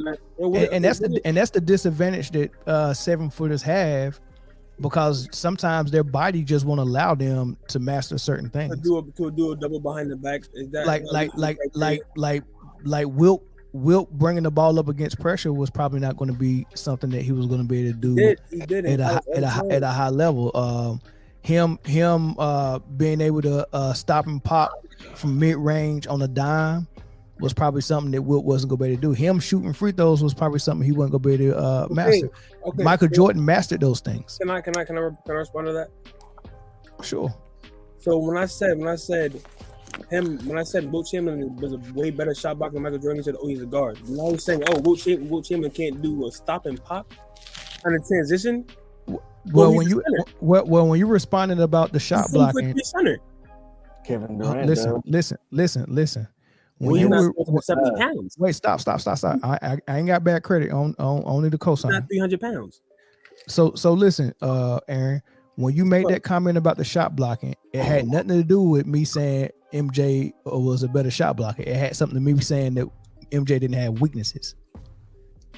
No, and you said Wilt was a better shot blocker. I said it doesn't matter if he's better. It still wasn't a weakness for MJ. Go ahead. What? That makes no sense. What you mean it don't make no sense? We was talking about weaknesses. It was 10 times the shot blocker that MJ was. He was 10 times. But it wasn't a weakness. It wasn't a weakness. You're missing the point, Aaron. What am I missing? That since MJ made more free throws. You missing the point. MJ didn't have a weakness, dude. What are you understanding about that? He didn't have a weakness. How that takes away from how Wilt Chamberlain is better than every other aspect. I'm not talking about Wilt. I'm not talking about who's better. I'm talking about MJ didn't have a weakness. MJ perfected the game. Wilt had weaknesses. Like what weakness? Okay. Hold on. Okay, I understand that. Wilt Chamberlain was 10 times the player that Michael Jordan was. I never said that. That's not what I just said. That is exactly what you said. You also said that in your little rant that you was just throwing. You said that Michael Jordan was sexy. Wilt Chamberlain is 10 times better than Michael Jordan. That's what you also said that Michael Jordan is the sexiest player to ever live. Those are your words. Yes. All right, and you stand by that. And I'm proud of you for coming out. Does it look like I'm denying it? I mean, what am I supposed to do? Am I supposed to deny it? Bro, you should just deny it, bro. You're not Aaron, hold on. Aaron, how old are you, bro? I'm 20. Well, I'm 19. Oh, I knew it. I knew it. We're getting trolled. We're getting trolled by kids, man. No wonder, man. You be getting trolled by kids. Man, I'm not taking shit serious from somebody who learned about 9/11 from a textbook, man. Get him off of here. I'm not. Get him out of here, man. I get it. Okay. Get him out of here. I mean, if Slim, what did disconnect at?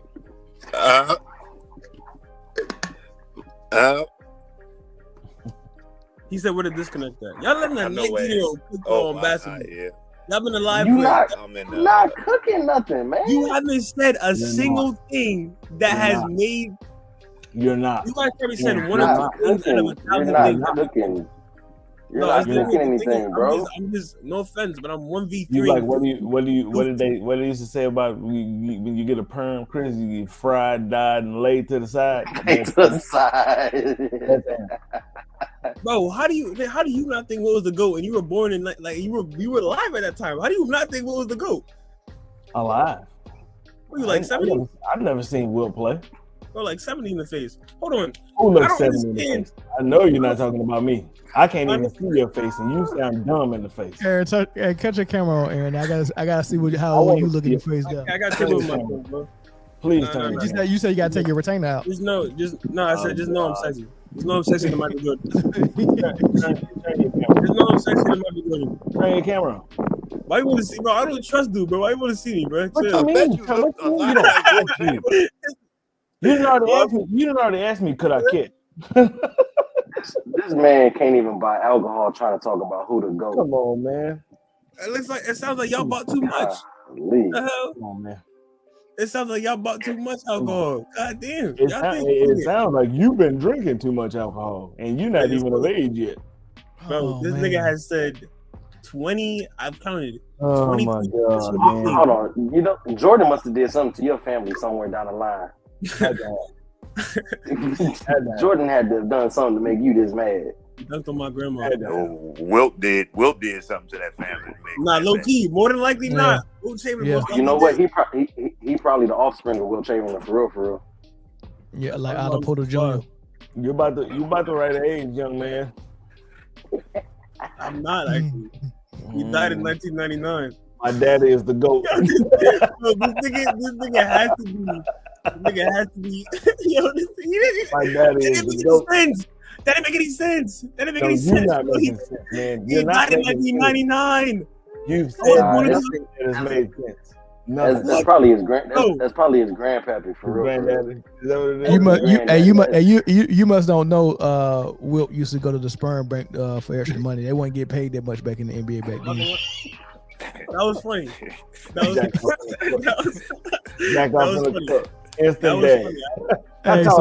funny. So that will make you an old man's baby by some old man's sperm. That's almost worse than panty waste. This nigga Mel was living the sperm of Kendrick Perkins and that pig off the Looney Tunes. This nigga Mel was made from the sperm of a milk bud. This nigga Mel was made from the sperm. That's the only thing that makes sense with your argument. This nigga Mel, I don't know why this nigga's talking. I'm on your ass, boy. This nigga Mel. This nigga made nah, nigga. Hey, if you go clown, get on camera. Really? Get on camera. I bet you got a ring around your neck. Get on camera. Get on camera. You probably look sour. Get on camera. It's cool. Yeah. Look. I'm gonna be honest. I'm not. Did you take your retainer out? I never had a retainer. Why you on with your face online, man? Did you turn your pacemaker on? I never had a retainer. I never had a do one of the AI bots, bro. That's one of the AI bots. That's what I'm saying, man. Come on, man. I'm sure of it. I'm being 100% dead ass. I'm being so real. I argue with my friends about this all the time. I'm in college right now. I argue with my friends about it all the time. You know what I'm saying? What do you lose your arguments like this one? No, I'll be frying them. How they be letting you? Cause they 19 too and they don't know no better. Most likely that is the case. Most likely that is the case. They don't know a lot compared to me. But like, hey, I play basketball. I feel sorry for that group of friends. That's not a very smart group of friends, man. Nah, I believe the children are our future. I'm going to make some hell for this. That was funny. Oh god. That was funny. Boy, now you always find your Jordan heater, bro. So let me ask you this, Aaron. Top 5 centers of all time is who? Like in order or just in general? Just try to give it to me in order, but it ain't got to be in order. Yeah, it's kind of hard to put it in order, but I'm gonna say Wilt. I'm gonna say Kareem. I'm gonna say Bill Russell. And it's kind of hard because just go 5. Keep going. It's very hard.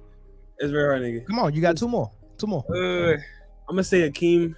Okay. I'm gonna say Moses Malone. Okay. All right. Power forwards. Damn. Top 3 power forwards. I want 5. I want 5.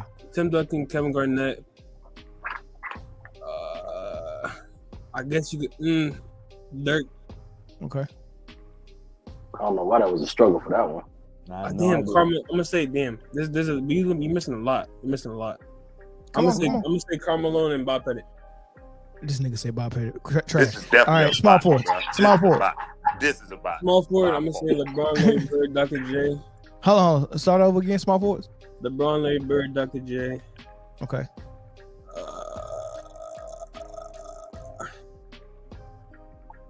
Please go to hell, cause this shouldn't take this long. This is taking. It shouldn't take. Please go to hell. Please go to hell. He 19. Please go to hell. You can't. I was gonna say what, Kevin Durant. I was better Kevin Durant. Okay. All right. Shooting guards. Michael Jordan, Jerry West, Kobe Bryant, Dwayne Wade.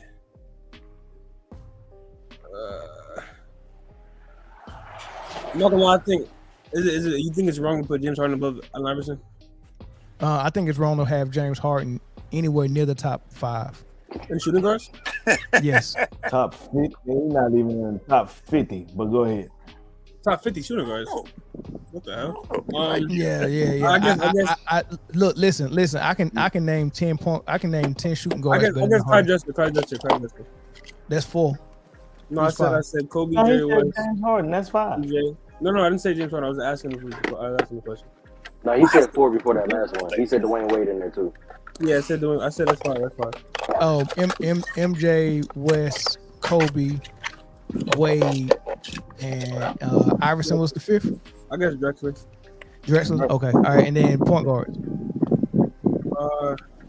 Oscar, Magic. Oscar before Magic? No, I'm just like. Okay. Oscar, Magic, Curry over Isaiah. I'm just naming. Curry. Damn. Isaiah Thomas Frazier. Okay, well, you ain't all the way crazy. I mean, that Bob Pettit was crazy, but he does just as much as everybody besides Tim Duncan and Giannis. He does literally the exact same thing as every one of them. Yeah, no. Plus, get the championship. MVP. Yeah, no. I put Kevin McHale over Pettit, but yeah, we ain't doing it. I mean, because if you talking about power forwards, of course Duncan, of course Garnett, of course Karl Malone, of course Dirk. And before I get to Pettit, I can go so many different ways. I can go Weber. No. What? I really can. No, I really can. You can't, though. I can go Weber. What did Weber do that Bob Pettit couldn't? See, but that's the difference between me and you. I judge it based on who the better player is. And if depending on who the better player is, then I go to what they accomplish. So I don't go straight to the accomplishments and come to a conclusion. I watch them play. I rely heavy on my eyes. Play? No, that's the whole point. Have you seen Bob Pettit play? Okay, so why you calling me crazy for Bob Pettit? Have you ever seen him play? Because you ain't never seen him play. I've seen 4 highlights. You seen 4 highlights. No, what for? There's literally a 20-minute highlight video of Bob Pettit on YouTube. Hey, this is the point guard with the Bob Pettit. Oh, no, he's a power forward. Point, right? Power forward. What was goddamn these old ass white boys? Christian Laettner. You want to throw him in there? Like fucking Pettit the hell out of here, man. You tripping? I've been seeing Bob play. Bro, come on, stop it, man. You up here vouching for people that you never seen play, and put them in the top 5. I did that with Carm. I did that with what's his name, Larry Bird. I wasn't allowed to see him play. I did that with Jordan. I wasn't allowed to see him play. You never said that about There's one you missed for your point guards that you never seen you play. Where's Pistol? Pistol was cold. Pistol was cold. And guess what? He played against Will Chamberlain. He had cooked him too. Yeah, no threes, 60 something. No 3-pointers. Like, come on now, do that. No 3-pointers. He had 60 something. I never averaging. I think it was averaging 44 in college with no 3-point line. Cold piece of work. Why is dude making that face in the middle like we can't see your face, so why are you worried about it? I'm scared of you, bro. We can't see you in that retainer over there. I'm scared of him. Why are you worried about my face? Don't worry about my face. He don't want to be online like he go run for president or something. You can't. If I would not vote for you, and with the way you think, I would. You'd probably be a better trade than the arms dealer. He passing bills he ain't seen before. This was funny. Oh, I ain't seen Bob Pettit play, but he top 5. Man, just give me the bill. I sign it. I haven't seen. I barely seen Michael Jordan play, but I have him in top 5. He made no problem with that. Hey, Michael Jordan's whole career is there to be seen in full. You don't even have to watch highlights. You can watch full games. Hey, what shoes you got on your feet right now? I'm inside my house. What shoes you got on? Some Airwalks. He rides skateboards. I can tell. I'm barefoot. Definitely got some Vans on. This man barefoot. Wait, I got Vans on. He from the Bantu tribe. This man walking around barefoot. Barefoot in my house. Well, what shoes you had on the date, so it didn't have to be a pair of Air Jordans, didn't it? I had on Bob Pettit's. Bob Pettit was 12. I want them. I believe it. They call Converse, ain't they? They come with the toe cut out. Everything is fine, bro. We got the $19. You put a pillow in it. Cool. Got to put some ice in it. Put it down. Man had on some open toe Crocs. Open toe Crocs. You got some peasies. You got some peasies, Uncle. My toes in the holes again. Aaron, man, you gotta stop coming on here getting cooked like this, man. Just stop with that Will stuff, man. We can talk. Look, we can talk about all types of stuff. You're not done. You're still 19 years old. Exactly. Look, Aaron, you can come on here. Why are you laughing so much at these medium jokes, these medium rare ass jokes? Like, it's just not that funny. I want to laugh at you, period, but I don't have that. Like, no, what are you gonna do in the hoodie? He's dying. He's dying. The funny thing because I'm old. It's because I'm old enough to understand the jokes. I understand the jokes. It's just not that funny, bro. You don't. Okay. Hey, you can't even sit with me at the bar, man. Relax. And we can talk about what's going on in the NBA now, man. You gotta give this Wilt conversation up, man. Every time I go live, you come on there talking about Wilt, man. Why you keep trolling me, man? Bruh. You know for a fact you have never cut me. You have never cut me on any point. Dude, look, bro. Just pull up. Actually, no, take that back. The championships and like the winning his biggest competition, all that, Bill Russell. Even though there's context behind that, that's like the only cut you got me on. Everything else has been nothing. I cooked you so bad on that Wilt stuff last time, man. You can run it back. That's too easy. There's any need to. It's not. Yeah. So we got it's like we got 4 Michael Jordan lovers, right, against 1 reasonable, logical human being. We got four Michael Jordan's testicles, right? Magic Johnson, buddy. we got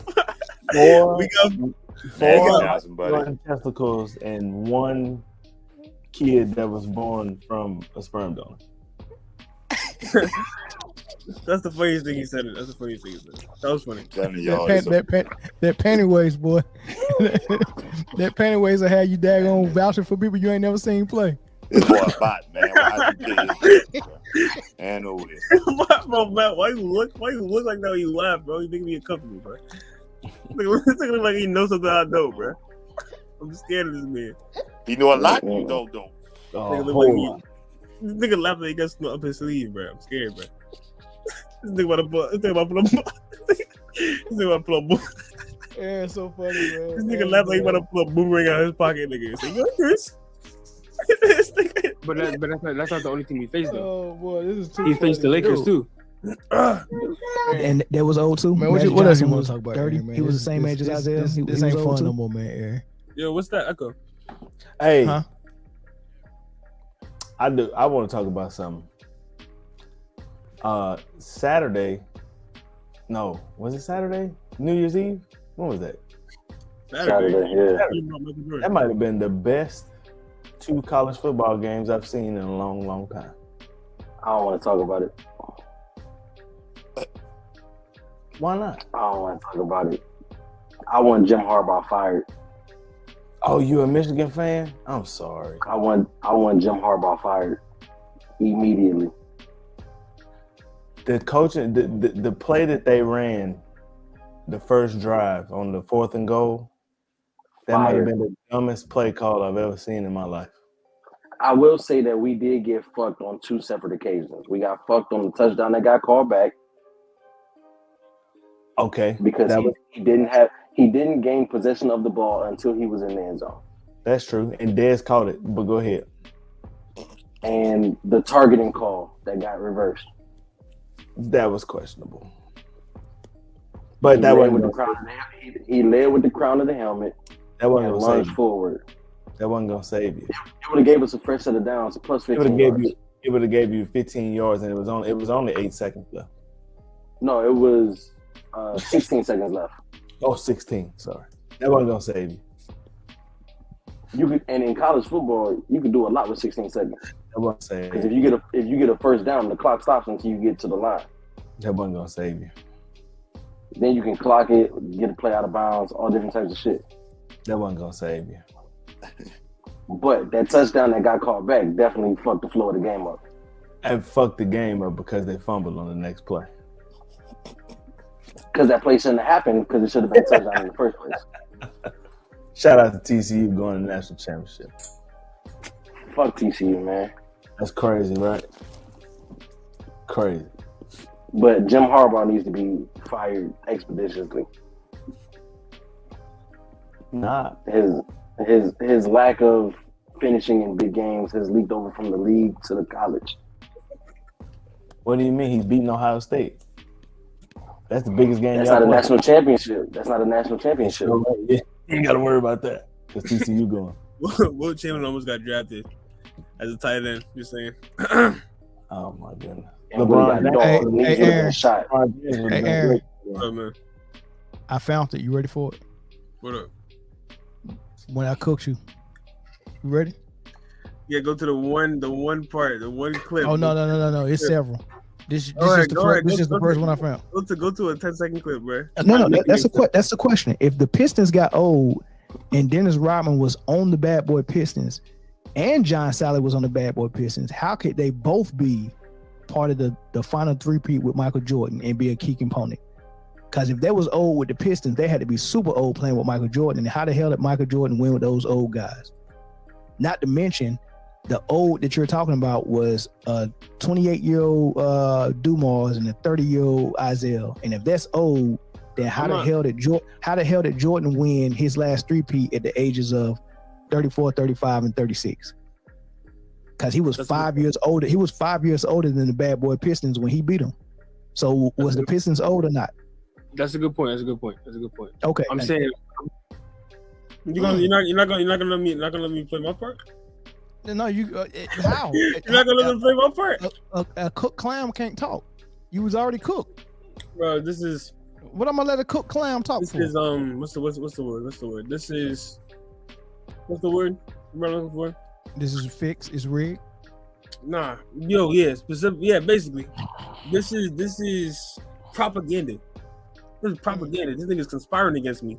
Aaron, you said so. You said when I explained that to you, Aaron, you understood it. You understood it. You said good point.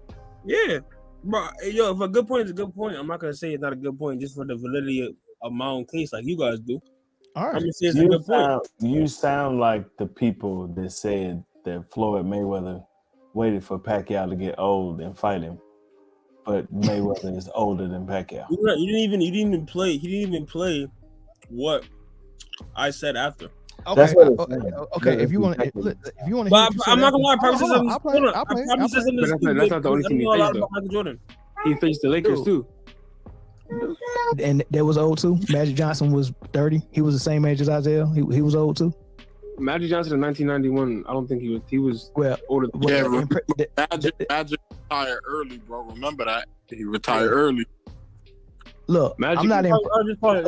I'm impressed by MJ because the way he got past the guys that was at the top of the hill was by getting in the lab, getting in the weight room, and getting better with his teammates, and he beat them. Whether you think they got old or not, he can't control their age. He can only control what he can control. He beat them. It would have been worse if they got old and still beat MJ. But that's not what happened. You think Wilt under Phil Jackson with Scottie Pippen wouldn't win 6 titles too? Dude, you keep saying Scottie Pippen like.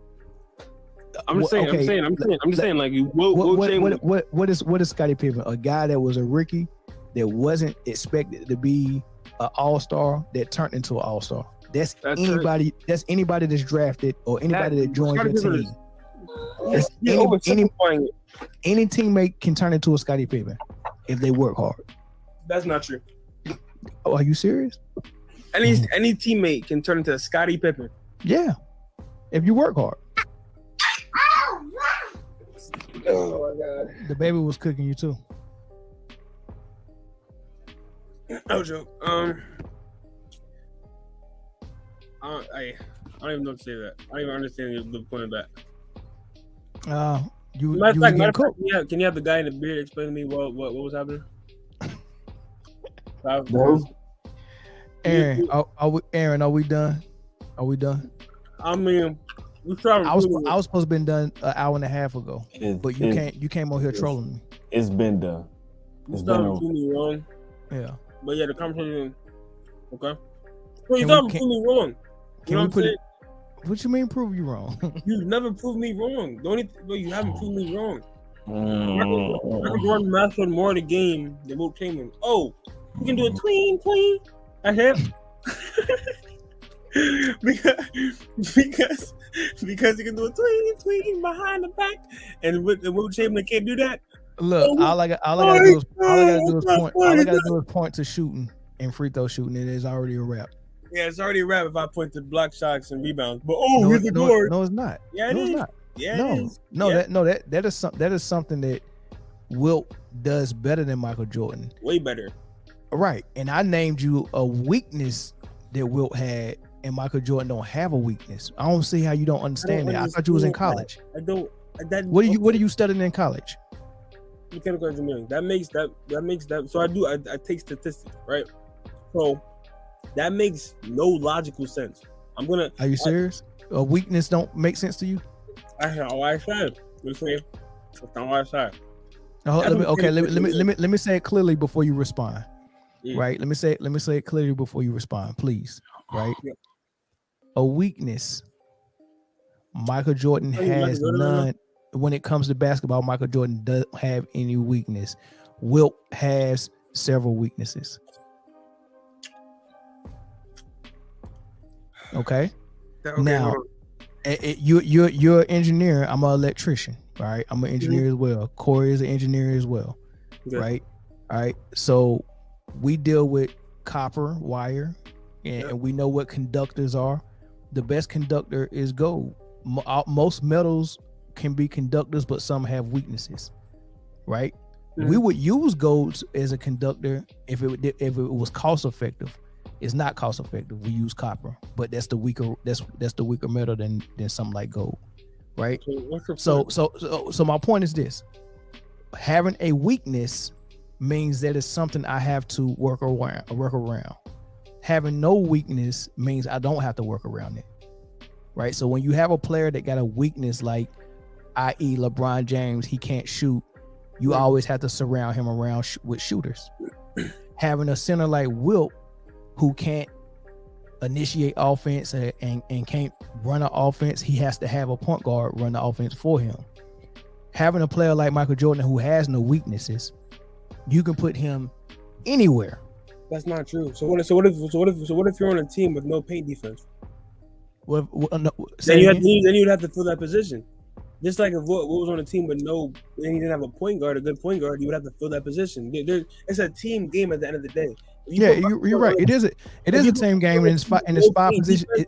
It's a team game, and it's 5 positions on the court. And the position that Wilt play is dependent on more positions than Michael Jordan is. Michael Jordan is not dependent on other positions to do what he got to do. Maybe offensively, but defensively, I disagree. I mean, well, he got the same disadvantage that every player has. He can't go 1-on-5. Of course, he can't go 1-on-5. Of course, he needs his other 4 teammates. Hold on. You just said, and I agree with you to an extent, right? You just said that Michael Jordan plays a position that is not as dependent on the center position, right? Say it again. Michael Jordan plays a position that is not as dependent or on other positions like the center position is, right? Hold on, are you asking me? Say it again. I'm saying that's what you're saying, right? Michael Jordan plays a position that is not as dependent on other positions, such as the center position, right? Like you're saying, the center position that is dependent on like a guard bringing the ball up, people feeding him, stuff like that, right?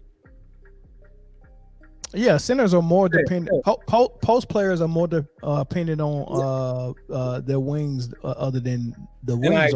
And I agree. Offensively, I agree.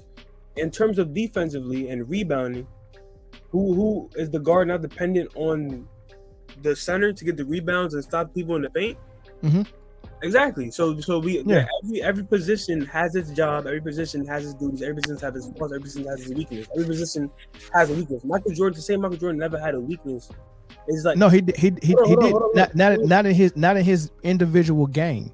So you mixing in 2 conversations. The first conversation is, as a player, when you go in and you say, all right, or like you making a 2K player, all right, this is the attributes I want my player to have. You're leaving like 5 minutes.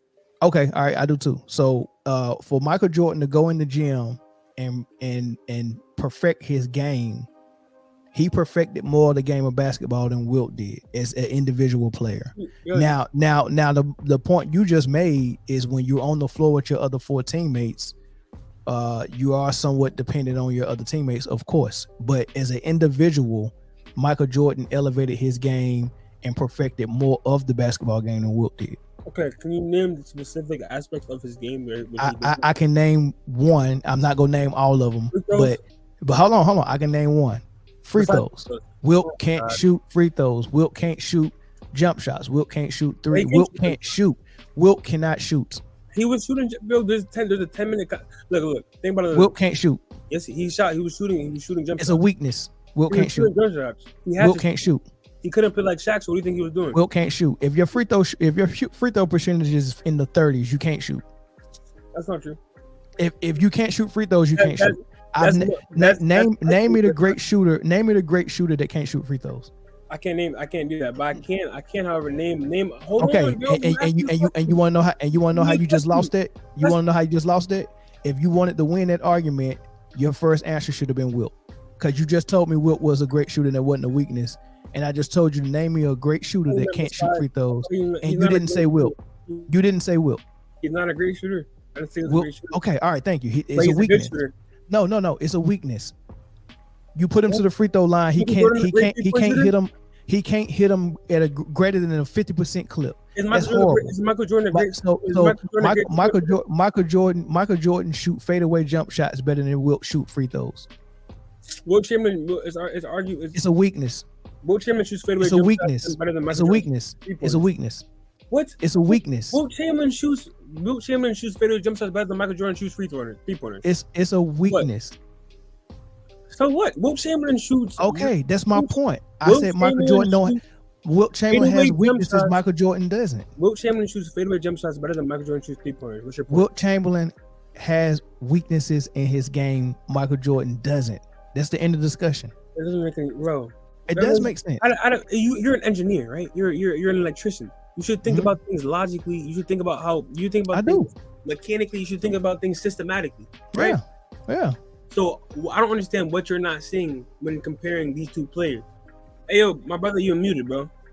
You're muted. Like you're talking, but no one can hear you. Can you hear me now? Yeah. Michael Jordan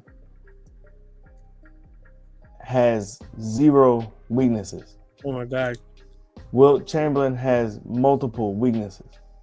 Can you name another weakness besides free throws? Can't shoot free throws. He couldn't shoot a jump shot. He could shoot jump shots. He shot many jump shots. That was literally his game. You did, bro. Standing 2 feet away from the goal and shooting is not a jump shot. You just say he was really good in the paint. He was good with layups. He was shooting. The thing is, you haven't seen Wilt play. Bro, Jordan's mid-range game was supreme. Jordan could get to the hole. It was better than Wilt's, yeah, for sure. So anywhere on the court, inside a half court, you had to guard him because he cooked you if you didn't. It was better, but okay. What about Wilt's inside game? Was dangerous under the goal. That's it. That's not true. That's about as logical as it gets. That's not. Hey, but that's not true though. That's the thing. The thing is, that's not true. All right. Okay. And then if you get fouled, you go to the free throw line and you shoot what for your career? 36%? Nope, 52%. 52%. Trash. That's trash. Yeah, that's garbage. That's garbage. That's shit. That's shitty. So all I have to do is foul you, and you're neutralized. If you think it's that simple, then why did Wilt Chamberlain have 50 points per game? Why? Because nobody was really playing him like that. No. With the answer the question you should have asked is why he didn't have 70 points a game, and that's because he was missing half his free throws. If the object which was a weakness, and look, when a major weakness is when it can be exploited to defeat your team, and obviously you could put Wilt to the free throw line just like you could put Shaq to the free throw line and hinder his team. What could you do to Michael Jordan to hinder his team other than foul him like the Detroit Pistons did? Mismatches. Like what? You can put him against a strong, you can put him against a strong power forward or a center.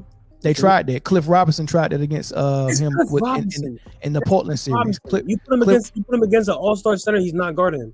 An all-star center. You put him against any all-star center, he's not guarding him. See? Why would Phil Jackson say go guard that all-star center? No, I'm saying mismatches. You're saying what can another team do to exploit? Okay. What left off? What was the game plan to come in and say, okay, we're going to do this to Jordan to hinder their team?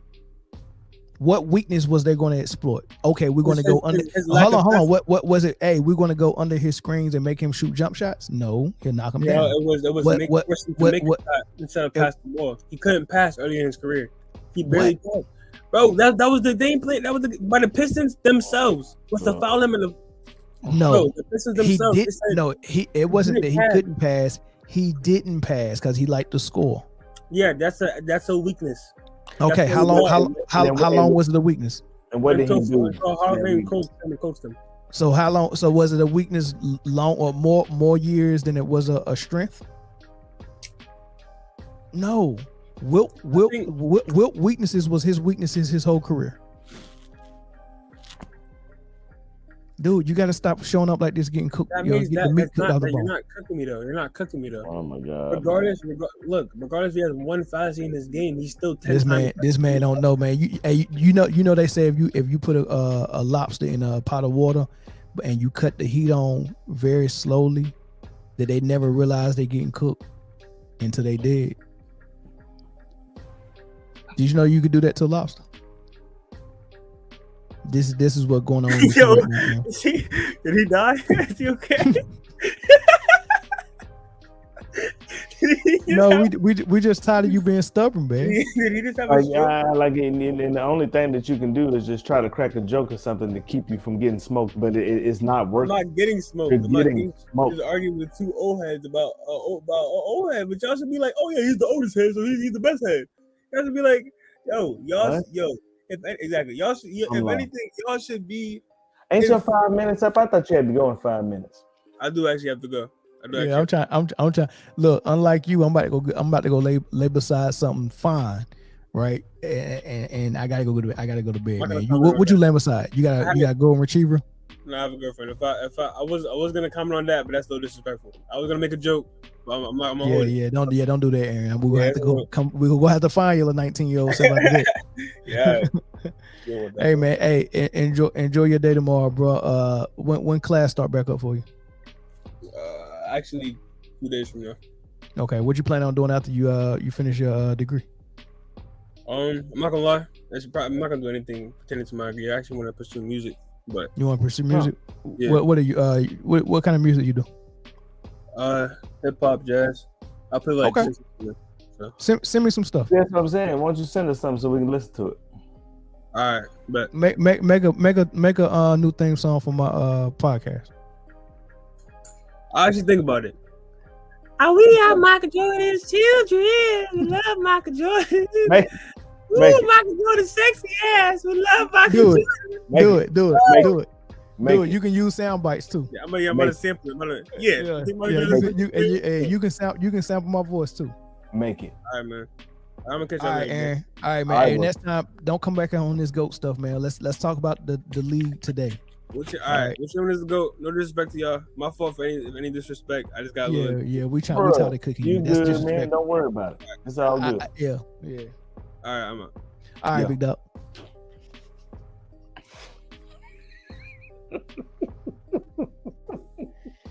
That's my man Aaron, man. That dude coming in getting cooked all the time, man. It was entertaining though, man. I like, dude, 4 hours really? Come on, man. You made me stay up way past my bedtime. Dude, you made me stay up. We could have done this tomorrow morning.